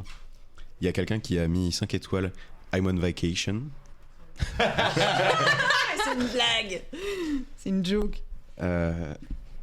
Oh putain, il y a quelqu'un qui a dit je pense que j'ai un goût atroce ou alors un standard très très bas parce que je préfère ce film au Die Hard avec Samuel L. Jackson. Oh non, non, je crois qu'il est juste raciste. C'est ce que j'avais dit. De toute façon, les meilleures critiques à Allociné et Letterboxd et tout ça, c'est les critiques 1 étoile sur des grands films. Ça, c'est un des trucs que 2 heures de perdu faisait beaucoup, d'aller lire ces critiques-là, et je suis fasciné par les gens qui mettent 1 étoile à des films Jurassic Park, considérés comme chefs-d'œuvre. Ah ouais, Non mais oui. Alors après, des fois, il y en a qui ont des excellents arguments de détester certains films. Hein. Heureusement, tout n'est pas. Si les gens étaient unanimes, ça serait parce chiant. Que je suis contre la souffrance animale. Non mais voilà. Non mais en vrai, c'est con, c'est débile comme argument. Mais après, si les gens étaient unanimes, ce serait chiant, tu vois. Non mais ce mec qui a cru que c'était pas des animatroniques, que c'était des vrais animaux. Le pacte des loups, il y a pas de loup dans ce film. Non. Non mais c'est voilà, moi je me souviendrai toujours d'un prof que j'ai eu qui disait qui déteste le Seigneur des Anneaux et qui dit de toute façon le Seigneur des Anneaux quand il y a c'est filmé comme un film porno, quand il se passe rien c'est des plans larges et dès qu'il y a de l'action c'est des plans serrés et voilà, il nous a sorti ça en plein cours et je suis fasciné. Bon déjà la punchline est fantastique et après il va me sortir de toute façon le meilleur film d'action et thriller de l'histoire, c'est Miami Vice. Et dans ce podcast, on termine par une recommandation. Giboite, c'est quoi ta reco ? Alors, c'est un film qui est diffusé actuellement dans un cinéma parisien, un petit cinéma d'arrêt d'essai qui est dans le centre de Paris, pas loin de Saint-Michel. Ça s'appelle le Studio Galande. Et il diffuse un film, une comédie musicale assez obscure des années 70, qui était assez en avance sur son temps et qui a pas très très bien marché. Et c'est dommage parce que il y a des super bons chanteurs et chanteuses dans le film. En plus, ça a lancé la carrière de Suzanne Sarandon. Quel grand rôle qu'elle a joué dans ce film. Et ça s'appelle le Rocky Horror Picture Show. Voilà, ça raconte l'histoire d'un couple assez puritain qui ont un accident de voiture et qui se retrouvent à se réfugier chez l'habitant local. Enfin, c'est un peu comme le début de Massacre à la tronçonneuse en fait. Bref, voilà, allez voir, c'est chouette, il y a des animateurs qui se mettent devant, etc. Bref, si vous suivez le podcast depuis le début, vous savez, c'est la blague qu'on fait à chaque fois. On fait partie tous et toutes d'une troupe qui participe à des séances animées de ce film tous les samedis soirs. On a aussi nos copains qui jouent le vendredi soir, c'est les Panic Babies. Nous, le samedi soir, c'est les Time Slips. Voilà, si vous voulez vivre une séance de cinéma comme vous n'en avez jamais vécu, avec du riz et de l'eau qui volent dans la salle, surtout en été quand il fait 39 degrés, je vous assure que les batailles d'eau, ça fait plaisir. Enfin tu dis ça, hier je me suis retrouvé quand même avec le dos rempli de riz mouillé qui collait à ma transpiration. Enfin bref, l'eau et le riz c'est bien, sauf quand c'est dans la culotte. Ça dépend, j'aime bien, moi, quand ça macère. Shaming. La petite Turgoule au lit là. Oh, j'adore la Turgoule, c'est normand, c'est moi, c'est chez moi. Sur ces 2 proverbes de grand-mère, merci à tous. Si l'épisode vous a... Merci à tous. Si l'épisode vous a plu, un petit like sur votre plateforme d'écoute, ça nous fait toujours plaisir. Et sinon, on vous fait plein de gros bisous. Des bisous. Ciao.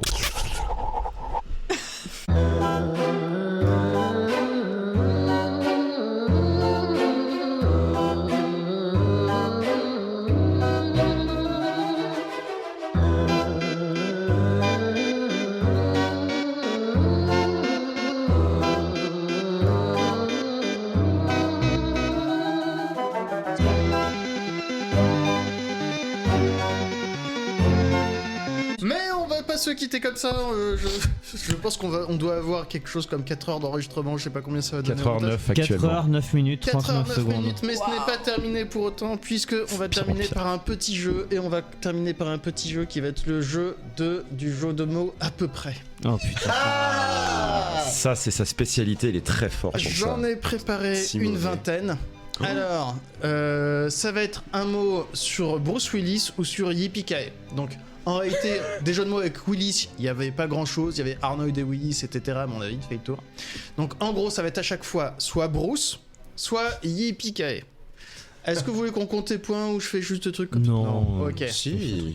Non, Thomas. Il y en a qui sont très On faciles. sait que c'est Léa qui va gagner de toute façon. Voilà. Je commence par un truc très facile.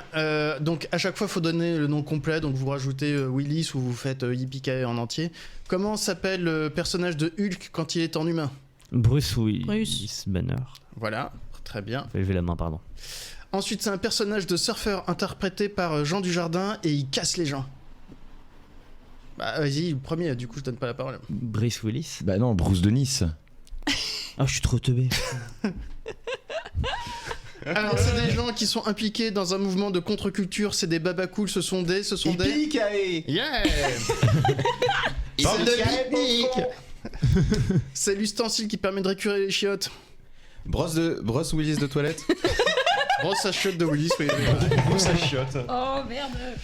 Donc on cherche le nom d'un film. Dans ce film, Dieu est joué par Morgan Freeman. Dans le film, Dieu donne ses Bruce pouvoirs. Willis tout puissant. Oui. Très bien.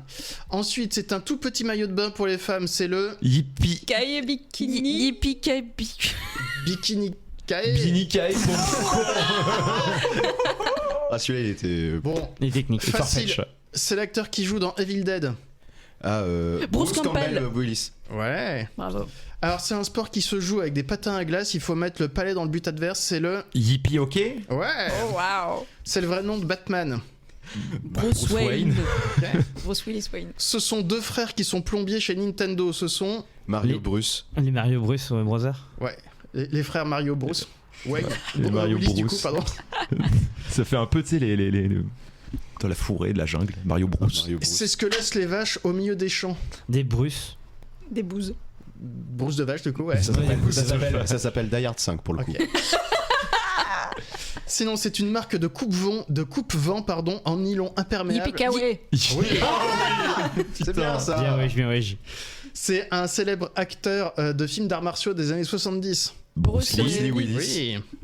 Bruce Willis. Ah, Bruce Willis. Ah, ouais. yeah. Ouh. C'est un type de drap spécialement conçu pour se mettre autour du matelas. C'est le... À l'aise. Bruce. Brousse de- à l'aise. Brousse de drap. Yippee à l'aise. Le drap Bruce Willis. Ah, C'est le restaurant dans lequel les étudiants vont manger. Le Bruce Crous. Le Bruce Willis. Le Bruce Willis. Quand on dit que quelque chose est tout petit, on dit qu'il est Kikikawe. Je sais pas. Attends, c'est quoi ta réponse, ta vraie réponse à ça? Rikiki Kawe. Rikikaye. Y a plus le mot. Ça fait longtemps que j'ai plus le mot de toute façon. Ou que la réponse c'est juste le mot en fait. Ensuite, on cherche un personnage de littérature. C'est des films pour enfants, mais pour petits enfants, genre à partir de 3-4 ans. Oui, Bruce qui payait. Potter. Non, alors c'est un petit garçon. Son papa et sa maman, Bruce ce sont Brothers. des ours. Ah oui. Oui, oui, Ours oui. brun. Petit Bruce Ouais, Willis Bruce Yippee-Ki-Yay. Bruce Willis. Ah ouais, moi j'étais à Winnie Picaillé l'ourson. Petit Bruce brun, gentil galopin. Les Indiens d'Amérique, ils vivent dans des tentes qui s'appellent des... Yippee-Ki-Yay. Des tipis. Des typiques C'est vrai, je suis. Quand tu es sur la route et qu'il y a un bandit... Arrête, j'ai te coupé ton micro encore. Quand t'es sur la route et qu'il y a un bandit de grand chemin qui te menace avec un couteau pour te voler ton argent, il te dit... La brousse ou la vie. Moi j'en ai une aussi. Comment est-ce qu'on dit quand t'as des riches bourgeois qui vont parier sur des courses de chevaux? On dit que ce sont des courses. Yippee-Kawe. Ah, joli. Pas mal, pas mal.